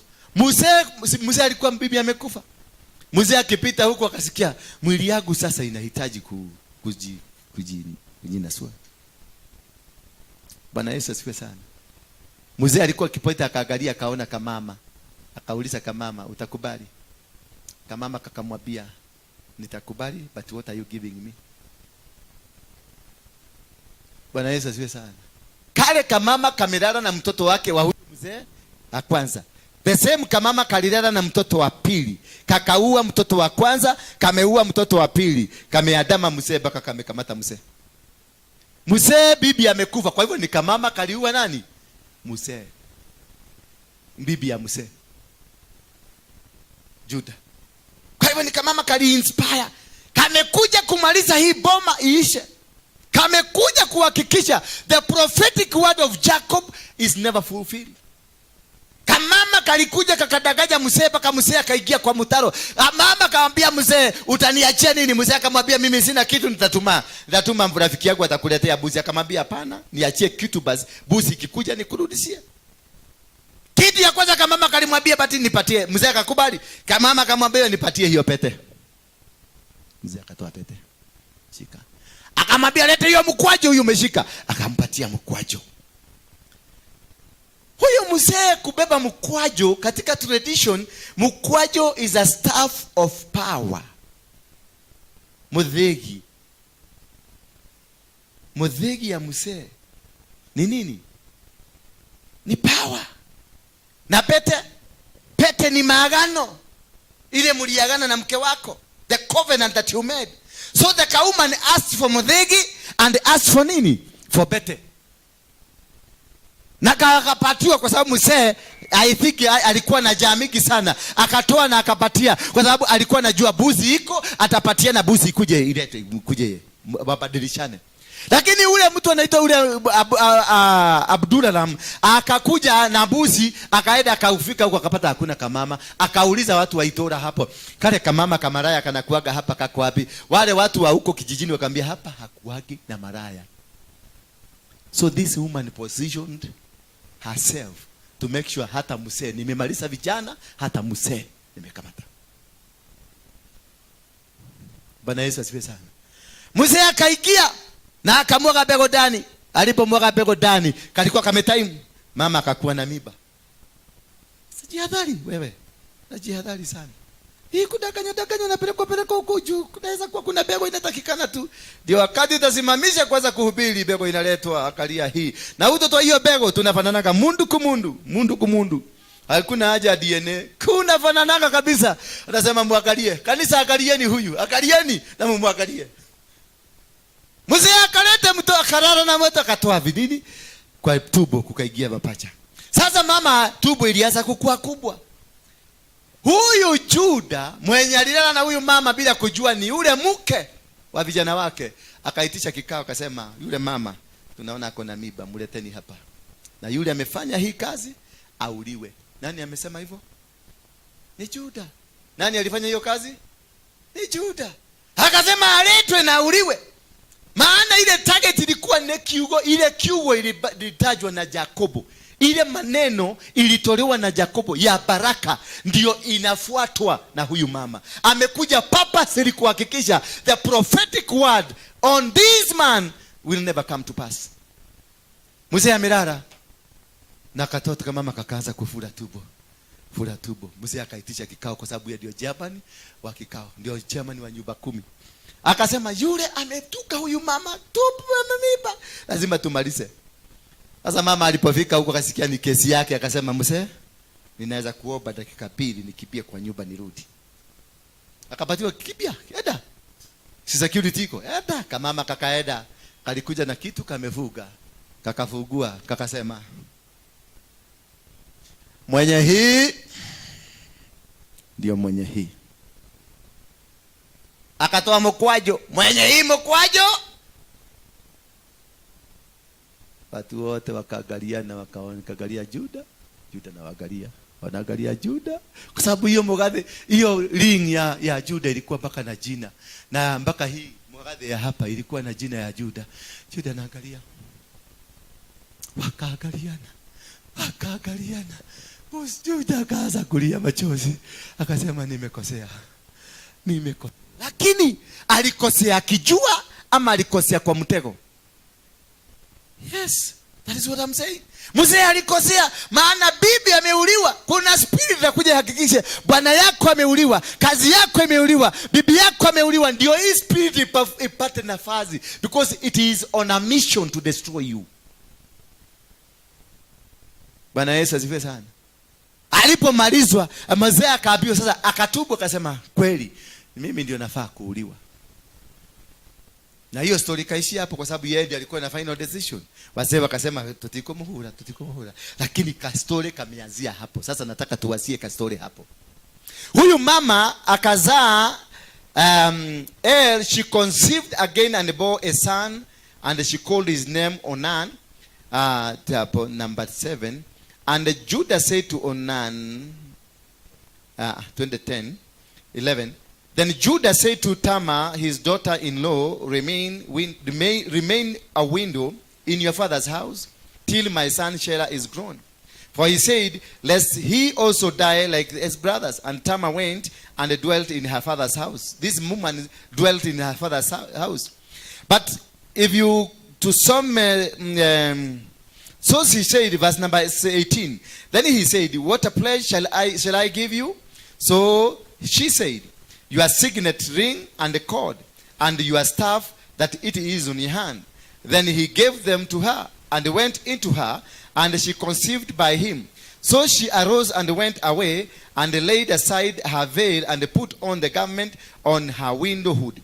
And Judah sent a young man goat by the hand, and his friend and Adulamite, to receive his pledge from the woman's hand. But he did not find the woman. In verse number 24. And it came to pass about 3 months later that Judah was told, saying, Tamar, your daughter-in-law, has played the harlot. Furthermore, she is with a child by harlotry. When she was brought out, she sent to her father-in-law, saying, by the man to whom this belongs, I am with the child. And she said, please determine whose these are, the signet and the cord. So Judah acknowledged them and said, she has been more righteous than me. Because I did not give her Shelah my son, and he never knew her. But now maneno inakuja hapa, this woman gave birth. And verse 30, after these, his brother came out who had the scarlet thread on 29. Then it happened as drew back in his hand that his brother came out unexpectedly, and she said, how did you break through? The breach be upon you. Therefore, his name was called Perez. Afterward, his brother came out who had the scarlet thread on his hand, and his name was called Zerah. So this man gave birth to 2 children, Perez and Zerah. Now let us go to the book of Matthew chapter number 1 and look at the genealogy of Jesus Christ. Matthew chapter number 1. So finally this woman amezaa watoto na amezaa na father-in-law. It was a planned, well planned. Firstborn killed, secondborn killed. The father has been taken away. Now if you go to Matthew chapter number 1, we read about the genealogy of Jesus Christ. Let's look at the genealogy of Jesus. Tumeona amezaa Zela na nani? Na Perez. Sasa Juda aliachiliwa neema na baraka za kuzaa mfalme. The genealogy of Jesus Christ is the book of the genealogy of Jesus Christ, the son of David, the son of Abraham. Abraham begot Isaac, and Isaac begot Jacob, and Jacob begot Judah and his brothers. Sasa tuanze verse number 3. Judah amezaliwa na ameachiliwa baraka ya kuzaa mfalme. Judah begot Perez and Zerah. Hawa watoto hawa alizaa kwa njia hiyo ya kudanganywa. He begot Perez and Zerah by Tamar. Sasa tuangalie the first generation of Judah. The first what? Is Perez and Zerah. Tuseme number 1. Count with me. Number 1. Perez and Zerah. Perez begot Heron. Sema 2. And Heron begot Ram. And Ram begot Aminadab. 4. Aminadab begot Nahashon. Nahashon begot Salmon. Salmon begot Boaz. Boaz begot Obedi. Obedi begot Jesse. And Jesse begot David. Hiyo ni generation ya ngapi? 10th generation. Then a generation was 150 years. So the prophetic ya Judah imefulufiwa lini? 1,500 years later. Because of this woman that came to destroy the destiny of this family. Hello? Is your destiny intact?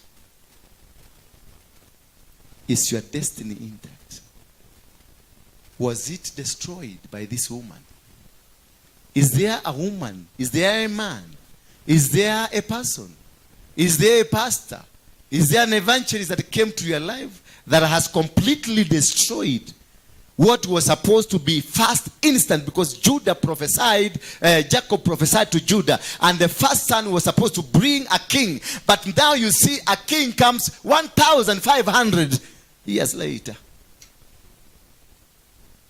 This generation zote tisa zimekufa without success. The entire 9 generations have been destroyed by a single woman. Have been destroyed by this man that came to your life in the name of a husband, in the name of a wife. An entire generation has been destroyed by this man who came in the name of a pastor, in the name of an associate pastor, in the name of a bishop, a prophet, and in the name of a business partner. How do you look at yourself? Are you intact? Are you what that God wanted you to be? Did you lose it somewhere? Did this woman came and destroyed your destiny? Did this woman came and made sure your firstborn child, who is supposed to be a king, has died? The second child, who is supposed to become a king, has died, and now he has destroyed and defiled you personally. That now whatever you produce, it will wait for 10 generations. Bishop Addison nganga prophet. Utakuwa munabii mpaka saa hizi umengojea mpaka unajaribiki kuwa munabii. Unaweza mpaka watu wanaongea wakikusikiliza wanaona ni Msomali anaongea. Because you have been waiting for this moment to come, and the moment is not coming because a woman came and took away what he was supposed to. Isaika karibu na mtu anadhioma na lakini unasikiliza hizo si dhiomi, si dhiomi.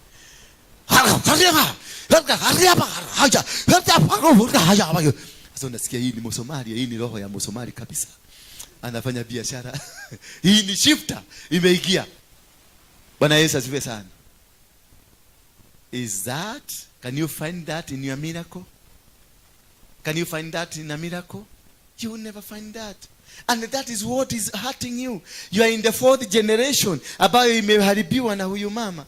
You are in the 5th generation ambayo mama is the cause of the problem. You are in the 7th generation ambayo mama is the cause of the problem. Yet you are crying. Yet you are shouting up and down. Yet you unasumbua umeenda from one pastor to another pastor because you don't want to sit down to be taught the word of God. You don't want to be, hautaki kufundishwa hata kidogo. Hautaki ujielewe ndio ujue. Hii si mapepo inanifuata, ni kamama kalichukua destiny yangu.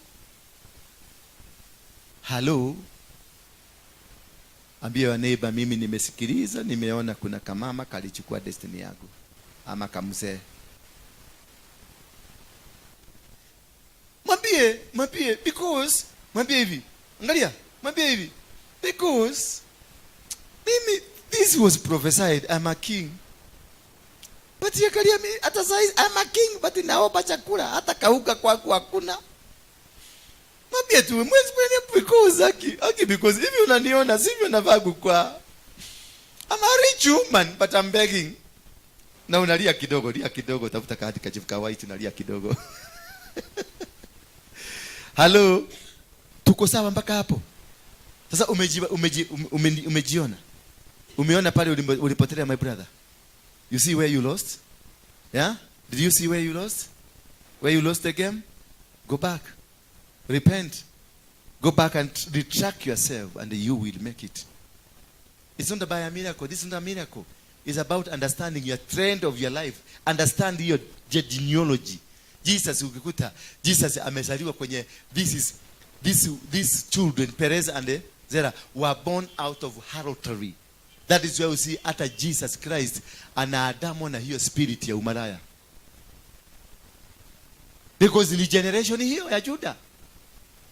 Kama kanaenda kuchota maji lakini si maji, kanajua huyu mzee anakuja. Mzee akienda kupita, kanaanza kufanya hivi, tunajua venye tumama tunafanyaga, kanaanza kufanya kujiningua, kanajiningua. Kumbe Yesu alikuwa anafikiria Yesu ni mtu wa kukamata haraka haraka. Yesu akamwambia, wewe uko na 5 na hata kuna mwingine mmoja.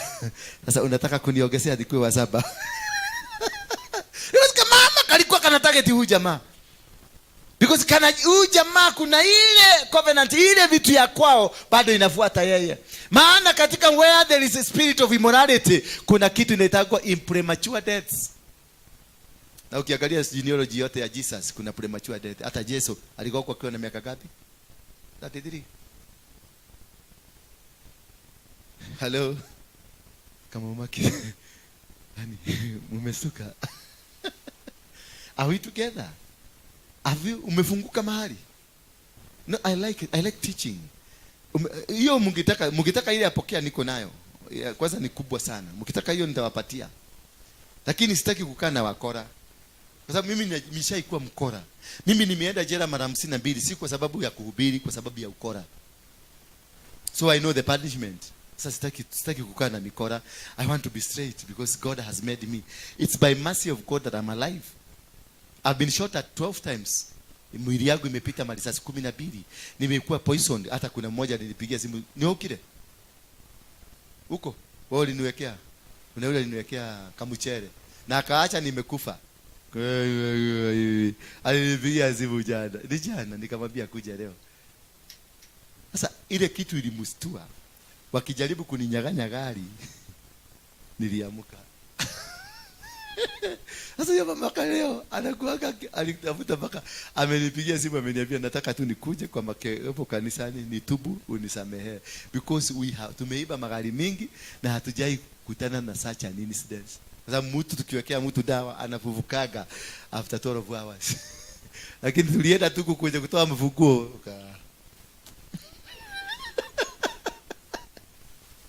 So I want you to learn.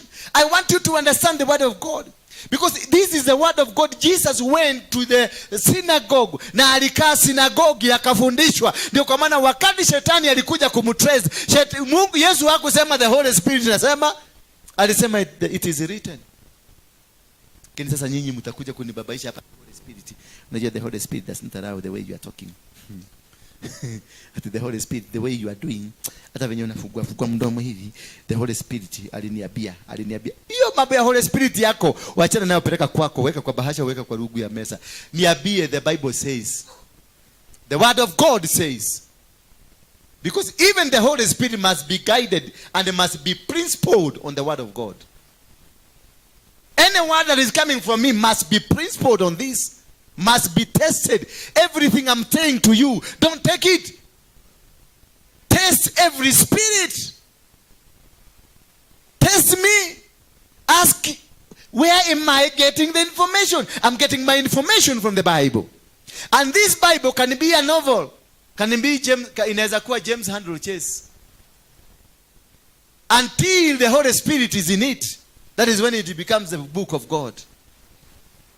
So you can choose to read a Bible, the Holy Book of God, and you can choose to read a novel, a James Handel Chase. Wangapi walisoma James Handel Chase?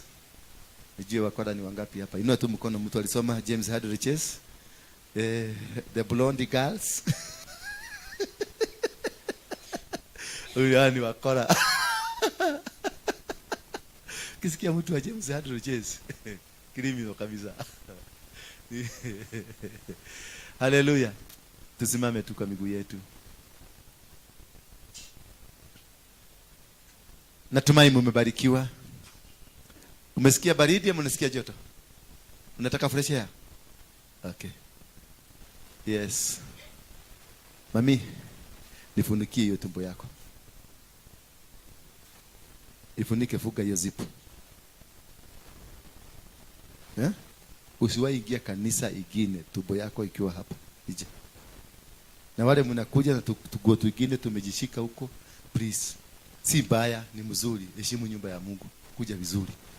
Si ndio? Na wale wengine mnakuja na tuguo kamefika hapa, tunasubukaga. Na unakuja unakaa hapa mbele, nitasubuka kama human being. Niko na akili na macho na niko na ile feelings. Kwa hivyo tafadhali nisaidie tu nidumishe Ukristo. So kikuja kama sasa huyu mama umevaa kitu kamekaa hapa na unaona venye yako mrembo. Naangalia sura na i-connect na huko chini. Na sasa pugule nafanya hivi. Sasa akili yangu yote itapotea. I'm still a human being. I'm not an extraordinary person. Ama niko extraordinary. Si I'm still a human being. Si munisaidie kudumisha ndio nihubirie watu wengi kidogo. Si ndio? Nisaidieni tu na tukae vizuri. Sio amevaa nguo mzuri. Hii yako ni mzuri lakini sasa tafuta mzuri ile. Unaona? Ni mzuri sana. Lakini sasa itengeneze ndio iache kutoa. Kwa sababu sasa mimi naangalia huko. Na hasa kusema, kaka nikagera. Sisi sasa umeniondoa. Na sikupenda. Na neno iko, bado nitahubiri. Neno iko nitahubiri lakini sasa yule kama kameingia. Kale kalimaliza destiny. Kwa hivyo unaweza kuwa kaguo kako ndio ka destiny kila kako. Bwana Yesu asifiwe sana. Si ndio ama niaje? Kaguo kako kanaweza kuwa ndio ka destiny kila. Nikiwa hapa kwa madhabahu tu ninaendelea kukufa. Unaona tu pastor akitoa sweat. Lakini nafikiria ati ni neno inatembea. Kumbe hakuna neno. Ni maneno mengine yamechanganya kwa damu. Damu imeanza kukimbia. Kukimbia. Kwa sababu mashini akili imebebwa. Wewe jaribu kuchanganya neno na Bible na mashini inatembea huko. Sasa unaona pastor akisweat unasema, "Mude pastor hujetie. Pastor alitie mude ego sweat alikuwa na sweat." Hakuna ni akili ubongo yangu imechukuliwa mara 6 imegawanyishwa. So wakati ubongo imegawanyishwa mara mingi inafanya kazi mingi. My brother, how you feeling now? Are you at peace? Good. Hawa tu wanataka kumuuza kwa Julie Jacket ati wao. Hakuna mahali. Sema hakuna mahali watanipeleka. Hakuna mahali watanipeleka. The Son of God. I'm a son of God. The Son of God. Anointed to serve in the kingdom. Okay. Amen. Pigieni Yesu makofi.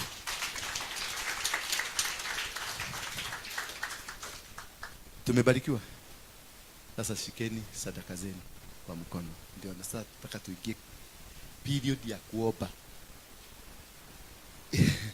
Hapa kuna mpepele sana unfortunately. Na kama kuna mtu uko na mchanga nini ulilete tuombe utawekelea hapa. You want to get a husband that is rich, a husband that is driving, a husband bayako na nyumba kubwa, unapanda mbegu ya 50,000 shillings. Sasa umeitishwa ya watoto ya kike, umeitishwa ya vijana, mvulana na umeitishwa hiyo ni ngapi? 25 plus 30 55 plus 50. Na walitoa alikaa siku 4 kigojea mtoe na walitoa.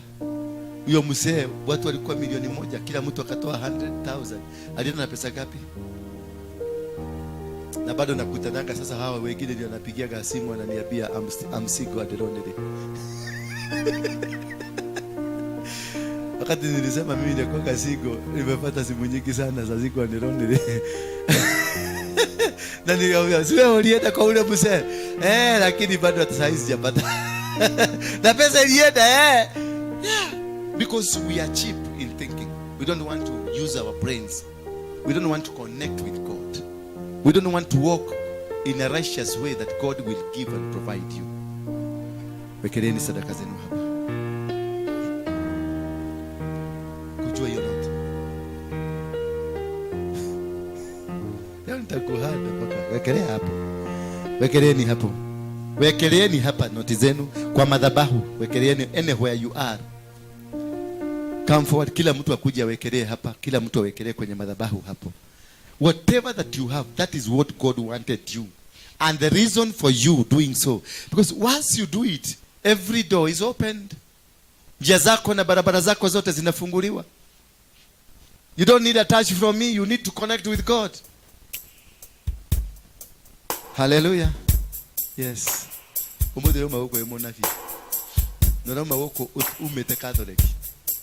Yes. I'm still waiting for you. Wekelea hapa. Wekeleni hapo. Wekeleni hapo. Good.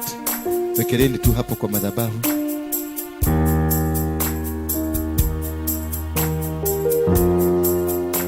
Kila mtu amewekelea.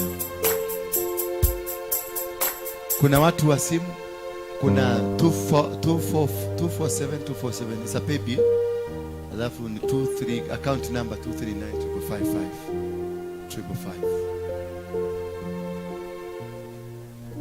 Bring it here. Yeah. Wekelea. Yes, wekelea tu hapo. Let's place it there. Thank you. Thank you. Sio na mtoto anajua jinsi ya kutafuta upako. Jinsi ya kuconnect na madhabahu. And then you expect things will just come. It can't come. Lazima understand. Beatrice hapa. Sasa unangojea nani Beatrice? Wewe leo. Wewe sio okay. Nataka to worship 2 songs. And I'm looking for worshipers. Natafuta waimbaji. People who can do worship. People who are called to worship. Ukuje. Ubaki nyuma nataka kuongea na wewe. Because I'm raising a praise and worship team. But na ujue ukikuja, ujue. Si unaona penye niko? Hiyo umang'aya kutoka zile makanisa zingine usilete hapa. Hapa ni kubaya. Wewe. Taburukia note hiyo. Wewe. Make that note straight. Yeah, you know, this is now what I'm trying to teach you. Andika kioneki kiako na demwanene. Andika muonyeshe Mungu, this is what I have. This is what I have.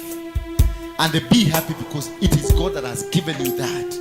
Be proud of what God has given you. Do not ati lazima ikuje ikiwa milioni. No, that's not a good relationship. Relationship yako ikiwa ni ya pesa, then na Mungu, then you will not succeed.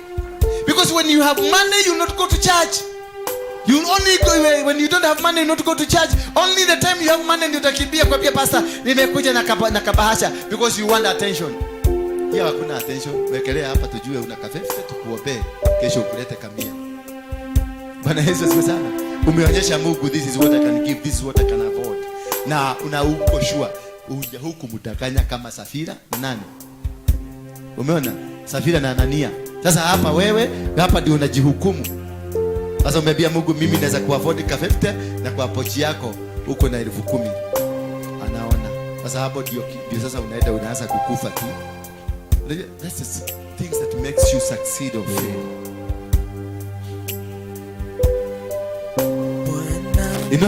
Fungua kinywa chako tuanze kuimba. Tuimbe hiyo wimbo. No jinsi ulivyo notanguru o vitu vyote pia viumbavyo kwa uwezo wako Bwana Mungu ashangaza kabisa.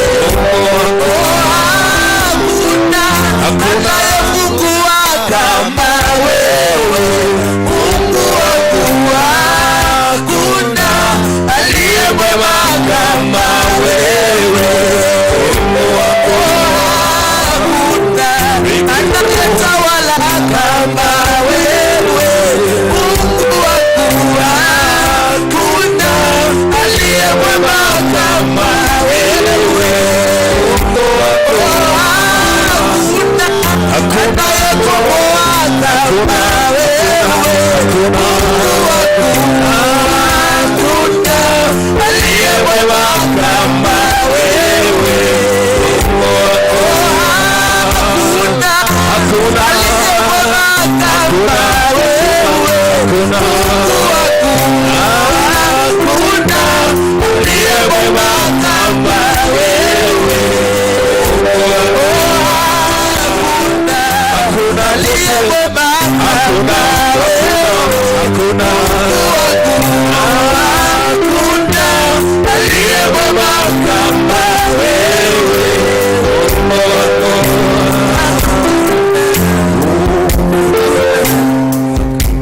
Unapoinua mikono yako juu, mwambie Mungu sababu ulikuja.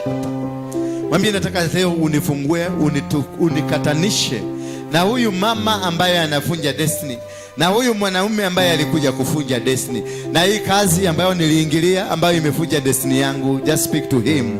Tell him today I want to be free. I want to be disconnected from my destiny killers. I want to be disconnected from those who come to kill the mantle that you gave me. Mwambie Baba ni disconnect, nitoanishe. Na pia mkata hiyo mizizi, kata hiyo network, kata network in the mighty name of Jesus Christ. Haribu mipango yote ya shetani, haribu nguzo zote za kishetani katika maisha yako, haribu network zote walizijenga, network za Illuminati, network za waganga, network za wachawi, network za watu wanaojiita manabii kumbe ni madivina. Destroy every network ya madivina. Angusha mipango yao, angusha network zao, angusha nia zao. Tell him today I want to be free. Today I want to be free. Today I want to be connected na ufalme wako Baba, na ufalme I want to be connected.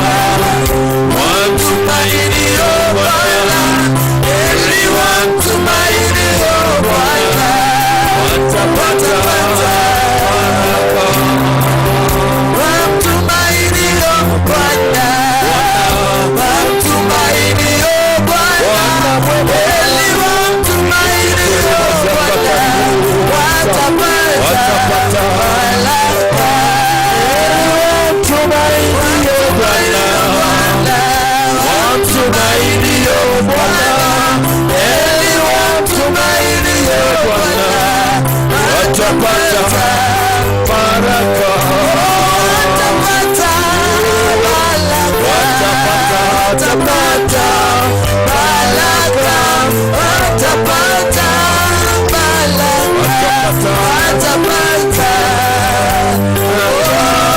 watapata ushindi, watapata ushindi, watapata ushindi, watapata ushindi, watapata msamaha, watapata msamaha, watapata msamaha, watapata msamaha, watapata utakaso, watapata utakaso, watapata utakaso, watapata utakaso, watapata urejesho, watapata urejesho, watapata urejesho, watapata urejesho, watapata kibali, watapata kibali, watapata kibali, watapata kibali. Ijulikane kwamba upo Mungu wa Elia, ijulikane kwamba upo Mungu wa Elia, ijulikane kwamba upo Mungu wa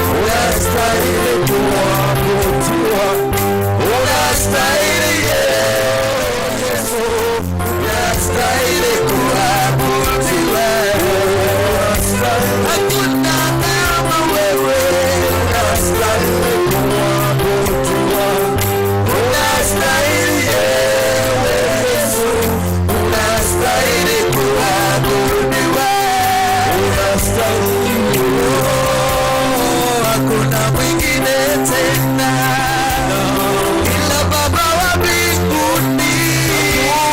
Hakuna mwingine tena ila Baba wa mbinguni. Hakuna mwingine tena ila Baba wa mbinguni. Nasema hakuna mwingine tena ila Baba wa mbinguni. Hakuna mwingine tena ila Baba wa mbinguni. Nasema hakuna mwingine tena ila Baba wa mbinguni. Tena matambue hakuna mwingine tena ila Baba wa mbinguni. Nasema hakuna mwingine tena ila Baba wa wafungwa waliofungwa. Hakuna mwingine tena ila Baba wa mbinguni. Nasema hakuna mwingine tena ila Baba wa wakulinganishwa nawe. Hakuna mwingine tena ila Baba wa mbinguni. Nasema hakuna mwingine tena ila Baba wa wakufananishwa nawe. Hakuna mwingine tena ila Baba wa mbinguni. Nasema hakuna mwingine tena ila Baba wa wakufananishwa nawe. Hakuna mwingine tena ila Baba wa mbinguni. Hakuna mwingine tena anakuja magonjwa yote. Hakuna mwingine tena ila Baba wa mbinguni. Nasema hakuna mwingine tena ila Baba wa mbinguni. Nasema hakuna mwingine tena ila Baba wa mbinguni. Nasema hakuna mwingine tena ila Baba wa mbinguni. Nasema hakuna mwingine tena ila Baba wa mbinguni. Hakuna mwingine tena ila Baba wa mbinguni. Hakuna mwingine tena ila Baba wa mbinguni. Nasema hakuna mwingine tena ila Baba wa mbinguni. Hakuna mwingine tena ila Baba wa mbinguni.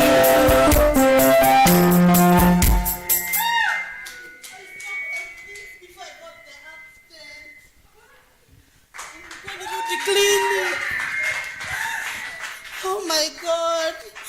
Hata sijamaliza clinic months. Oh, I can't believe I used to walk like this. I got into an accident in July.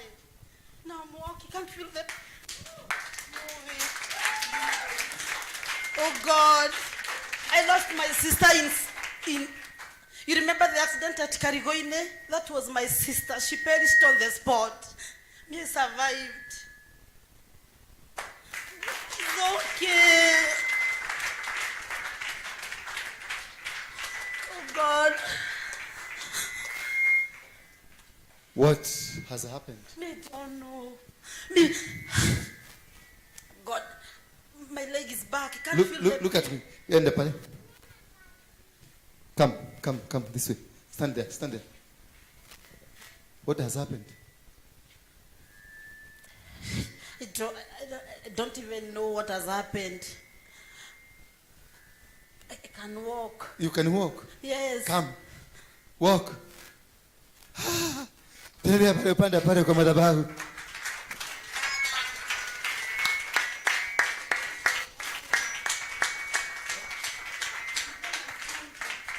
Which camera are you using? What are you doing there? God, this is serious. Yes. I remember I told my sister, when I called the apostle, he told me, when you come, you'll go back walking home. Who's told you? You, that I called you, before the end of the year. I'm Faith from Thika. Tumeongea na wewe? Yes. The time I From? told you I lost my sister in an accident, and I was asking you, I want to give a Thanksgiving in our church. Then you asked me, do I know what is Thanksgiving? Oh. You are the one who was giving thanksgiving because your sister died, but you never died. Yes. So you are happy that your sister went. No. Wewe ulisurvive. That is why you are giving a, na nikakwambia what kind of a thanksgiving you are unataka kwenda kutoa. Because your sister died, lakini wewe ukasurvive. Yeah, me I survived with So with that my is why you are nephew. telling God thank you because of making me survive. And my sister went. Okay. Did you give thanks? Were you to give thanks because of your sister who went? No. I was to give thanks because I'm alive with my nephew. Oh. Because you lived. Yes. Because you were better than her. No. Mm-hmm. Walk. Walk around. Walk around. Tembea tu. Tembea tu. Tembea.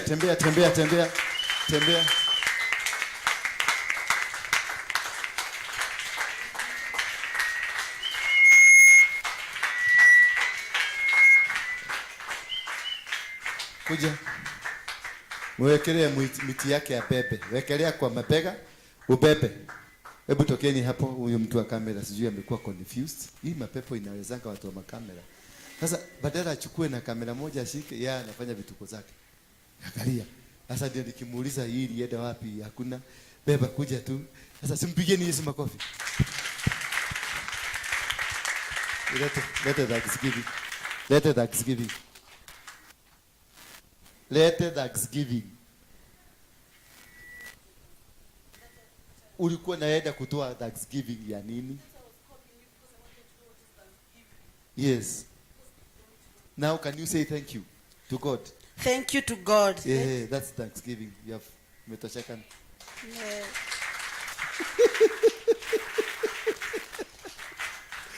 Kai. Hebu angalia yule mtu mwambie nimepona. Ambie yule mtu wa kamera. Nimepona. Inua miti yako juu. Irushe juu. Irushe chini. Yakoje chini. Weka chini kabisa. Tembea mpaka kwa mtu waka. Hivyo, tembea kabisa, tembea round. Rudi kuja sasa hapa, tembea round. Wapi vigeregere? Ama ni mawaru tu mnatengeneza. You could not walk. Oh, thank you. You can believe. You must believe now. I was willing to go back to work because I'm just using people. Now I'm walking. I can go back to my own work. It's a miracle. It's a miracle. You got your miracle. Hata nimeacha kunywa dawa za calcium.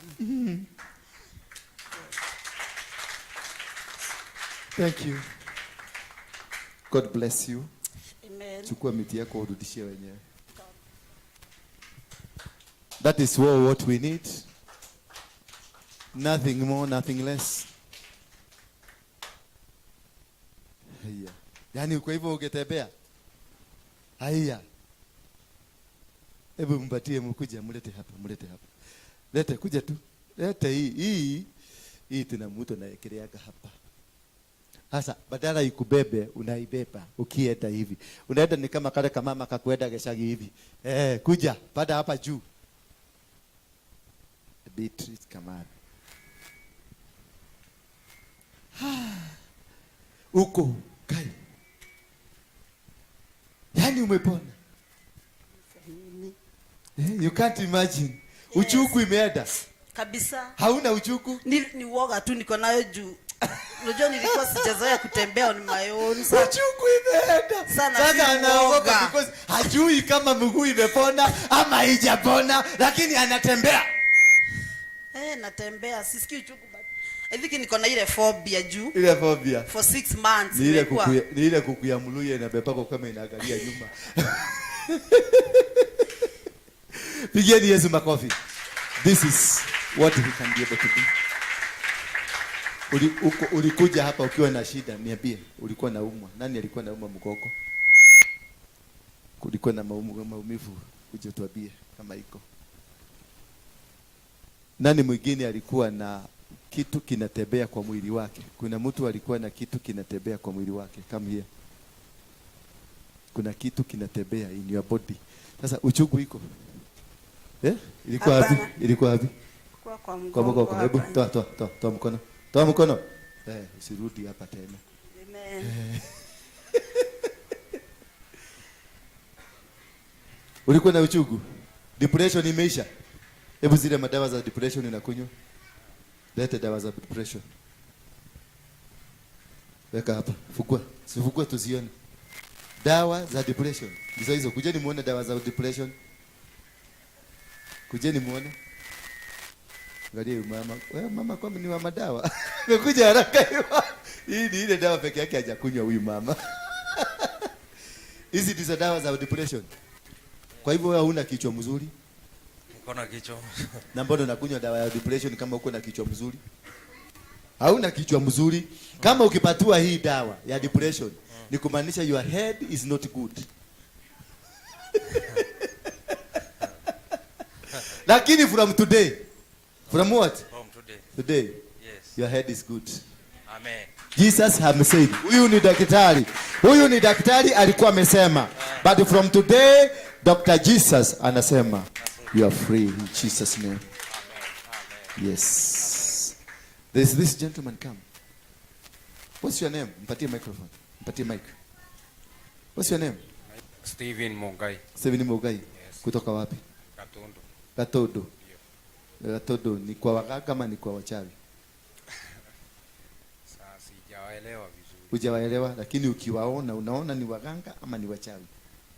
Kama waganga. Kama waganga. Na wanataka ukue mganga. Nipotelee hivyo na maya. Upotelee hivyo. Sasa hebu inua mikono yako, chukua microphone. Inua mikono yako. Sasa hiyo uganga yao na uchai yao ipotelee, fuga macho yako. Ipotelee hivyo. Yende. Beba mizigo. Beba mizigo. Beba mizigo ya waganga. Toka mganga toka. Mganga toka. Beba mizigo. Toka. Toka mganga. Wanataka kuwe mganga, wanamkunura. Hautakunoro. Toka.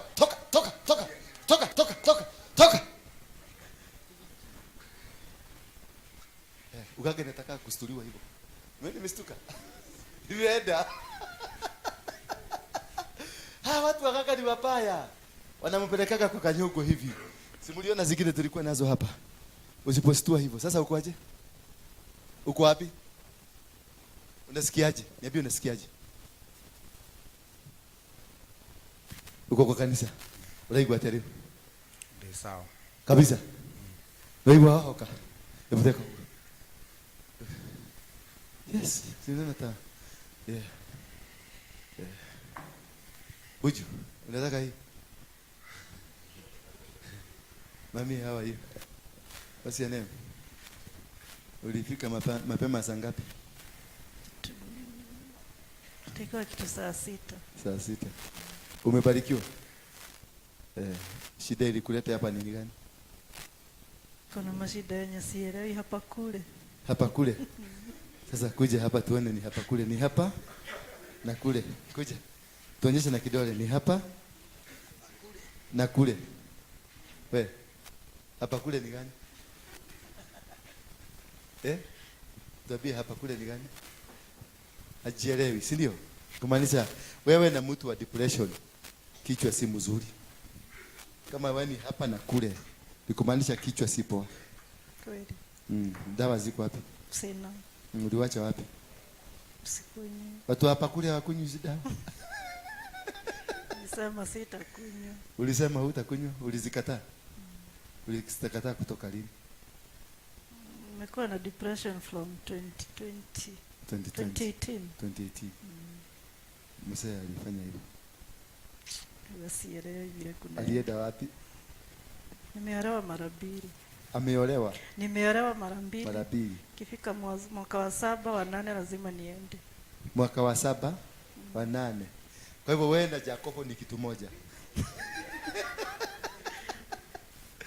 Wewe si ugeuze mami. Wewe na Jacobo ni kitu moja. Ni kama. Na Jacobo aliulizwa unaitwa nani? Wewe unaitwa nani? Wajiro. Kutoka leo Wajiro nimekubadilishia jina. Wajiro. Unajua wewe ulibadilishwa, ulibadilishwa, ulibadilishwa, ulibadilishwa, ulibadilishwa, ulibadilishwa, ulibadilishwa. Wajiro ni mugaga. Wewe toka. Wajiro toka. Wajiro mugaga toka. Tunaweka Wajiro mpya. Wajiro tunaweka mpya. Wajiro wa kunyaganywa destiny. Eda. Wajiro wa kuchukuliwa destiny yako. Haitaenda tena. It must come back. It must come back. It must come back. Kuja hapa. Kuja hapa. Come here. Come here. Unakataa. Wajiro wa kubadilishwa anasema hakuji. Wajiro. Wajiro, chukua moto sasa. Chukua moto. Chukua moto. Chukua moto. Wajiro. Wajiro. Wajiro. Wajiro tumweke jina mpya sasa. Wajiro chukua jina mpya. Wajiro. Wajiro beba mizigo. Beba mizigo. Beba mizigo ya Illuminati yote. Na uende huru. Yes, beba. Beba. Beba. Bow down. Wajiro alibadilishiwa jina. Ndio anapatikanaga kiJakobo. Jakobo mpaka wakati aliulizwa unaitwa nani? Ndio jina yake kabadilishwa. Wajiro mwingine amebadilishwa jina. Akwambia mzee mrefu. Kuna mzee mrefu. Wewe mzee kuja hapa. Piga magoti hapo chini. Ulilie Mungu na utubu dhambi zako. Umesikia? Utubu dhambi zako. Wache ujeuri, wache ukora. Usifikirie hapa kwa Mungu ndio utaleta ukora, kudanganyana. Ubadilishe ukora yako yote. Umesikia? Si unajua venye umefanya? Si unajua ile maisha umeishi? Utubu. Kuna mkono yangu utapata. Wewe kuja hapa. Simama hapa. What happened? Why are you here? Ni kijana wangu anameza dawa za kulevya.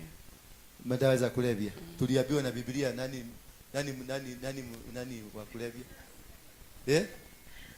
Kijana yako anameza dawa za kulevya. Niangalie. Kijana yako anameza dawa za kulevya. Ndio. Na nini nyingine? Baba yake alikuwa anauza hizo dawa. Simumeana. Situmeana. Tulisema ukiona mtoto wako anakula madawa ya kulevya, ukiona mtoto wako ni msherati, ukiona mtoto wako ana ni shoga, ni legs, ni kesi, ni gay ama lesbian, wewe ndio ulianza, wewe hiyo, because the Bible says I will bless the fruit of who? Of your womb. If your womb is bleeding, if your children are not all right, it is your womb. Umesikia ni baba yake. Sasa beba mizigo. Ondoka, beba mizigo. Madawa ya kulevya toka. Toto fuguliwa. Toto fuguliwa. Fuguliwa. Fuguliwa. Funguliwa.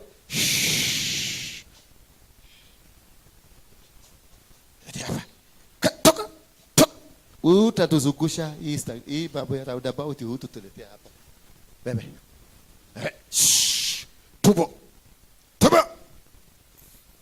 Ilibeba mchawi, ikabeba lesbian, ikabeba gay na madawa ya kulevya.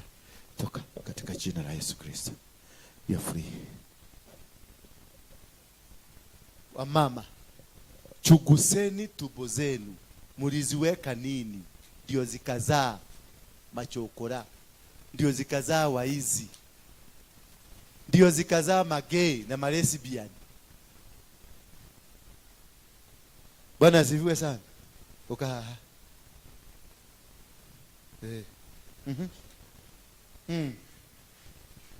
Simama hapo.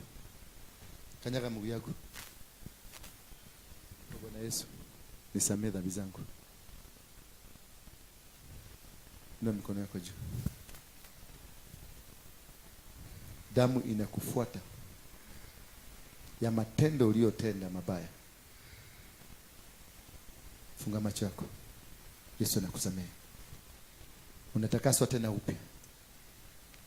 Unatakaswa upya. It's coming now. May Jesus forgive you. In Jesus' name. Oh my God. Ndio unaika radhi. Na si ulikuwa umeshinda umekaa chini pale, ati umevunjika mguu. Hani mtu anakuja na tutakaja ati amevunjika mguu na hakuwa na mguu ilikuwa imevunjika. Ati sasa unataka kutoa Thanksgiving, unataka kutoa nini? Uende ulete hapa. Sasa you have a reason to say thank you. Yes. Yeah. Semea hapa.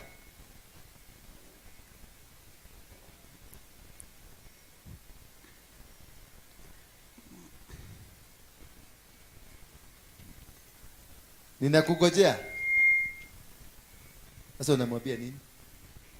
What are you coaching?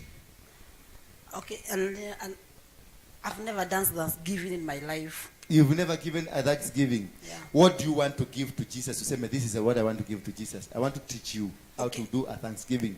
Ndio hawa waelewe. Okay, ulikuwa umeniambia tafungua kanisa Thika.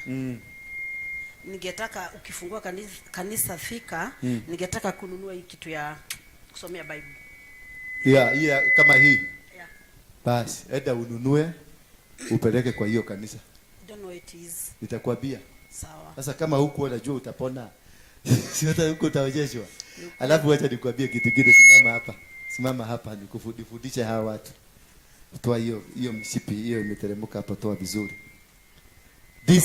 Hii ni nini? Nani wanajua hii saini ni gani? Nani wanajua? If you know.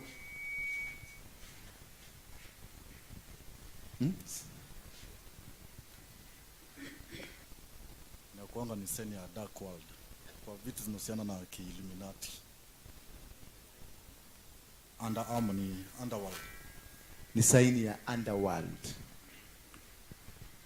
Hii sasa ndio saini ile, ni bat ya underworld. Lakini yeye alipata nguo wapi? Kwa soko. Amevaa, sasa ukivaa t-shirt imeandikwa Tusker nikipita, ama Safaricom, inatangaza nini? Safaricom, ama advertising. Sasa ni kazi gani anafanya? Ana advertise, lakini anajua. Alienda kwa duka akaona kitu kizuri na imeandikwa Under Armour. Yaani mkono ya anda huko chini inakamata yeye. Ya Illuminati. Wenaguege Home. na sasa nini nimevaa ndani? T-shirt. Ni mzuri? Ni mzuri. Sio nikiwa mbaya. Usaidie Beatrice, unashika kuo hapo mzuri. Beatrice na wewe. Beatrice. Unashika hivyo. Ama unataka sasa tuanze kuambiwa alitoa nguo mbele ya watu? Weka hapa. Najua ni nini tumefungua. Hebu jisikilize, kuna kitu inafanyika kwa kichwa yako. Nikiona igwageka. Nasikia nini? Gutire. Hadi kitu naibu. Hayo lugha naibu. Hii sasa tunafungua your finances. Hii ndio ilikuwa imefunga finances yako. Hii. Si nguo, hii kikundi ya kwa shetani ndio wanakudirect ununue vitu zao. Hii ndio imefunga your finances, biashara yako yote. Inafanyanga kweli? Okay, kama ndio nipate accident. Nauzanga vitu za men online. Nilikuwa nimepata client alikuwa ametoka Zimbabwe. Na alikuwa amenunua nguo za pesa mzuri sana. Ngapi? Okay, hiyo suit nilipewa na 8, nikampea na 14.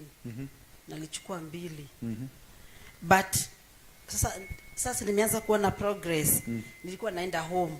Sasa ndio ile Nissan ilikuwa ikapatana na tractor. Tukaumia tukiwa wasichana wawili. Nini? Tukaumia, immediately ulipomuuzia. Nilika like the same month ya July. Ndio ulipata accident. Biashara ikaenda. Sasa sikufanya biashara kutoka hapo. Hii ulikuwa umenunua kabla ya accident ama after accident? Before accident. Yes. Underworld. So what you buy, go and observe it first. Don't just buy. Anything you buy. Na ukinunua hata hii nguo umenunua, iombe, itakaze.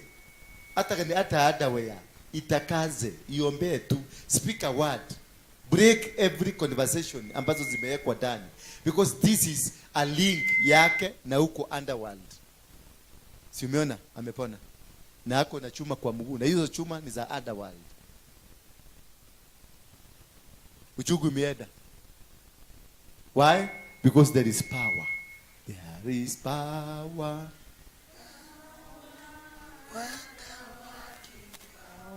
In the blood of the Lord Jesus.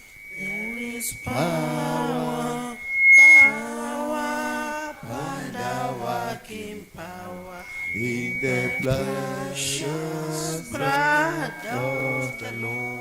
there is power. Wonder-working power In the blood of the Lord Jesus, there is power, wonder-working power in the blood. Kanyaga hapa. Kanyaga hapa. Kuna vitu zinalia kwa kichwa chako. Ni vitu gani? Hujasikia?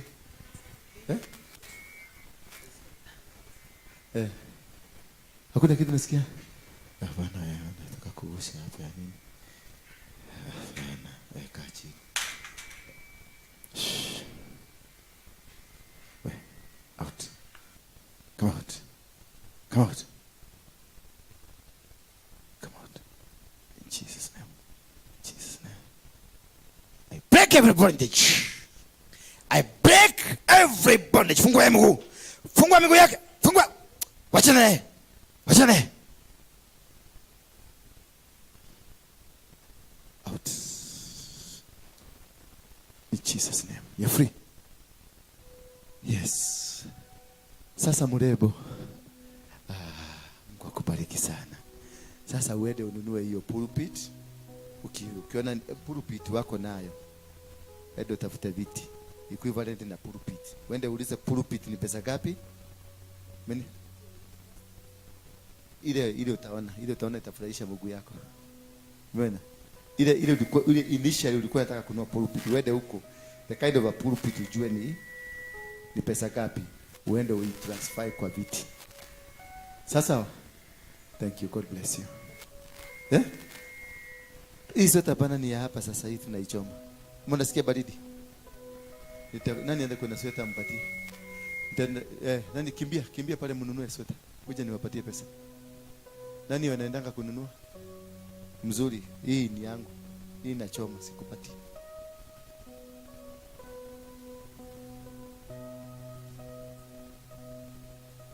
For the time being, lakini before I want to buy a new one. Somebody to go and buy.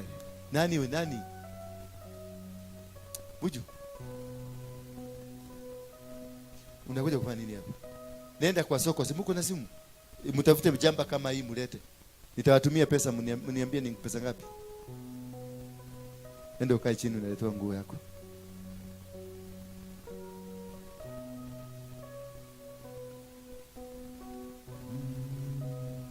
Beatrice, simuvalisha kiatu. Utapu your anointing. Yaona. Kuwa mtu wako kana totige mtu huyo. Ete tuache hapa.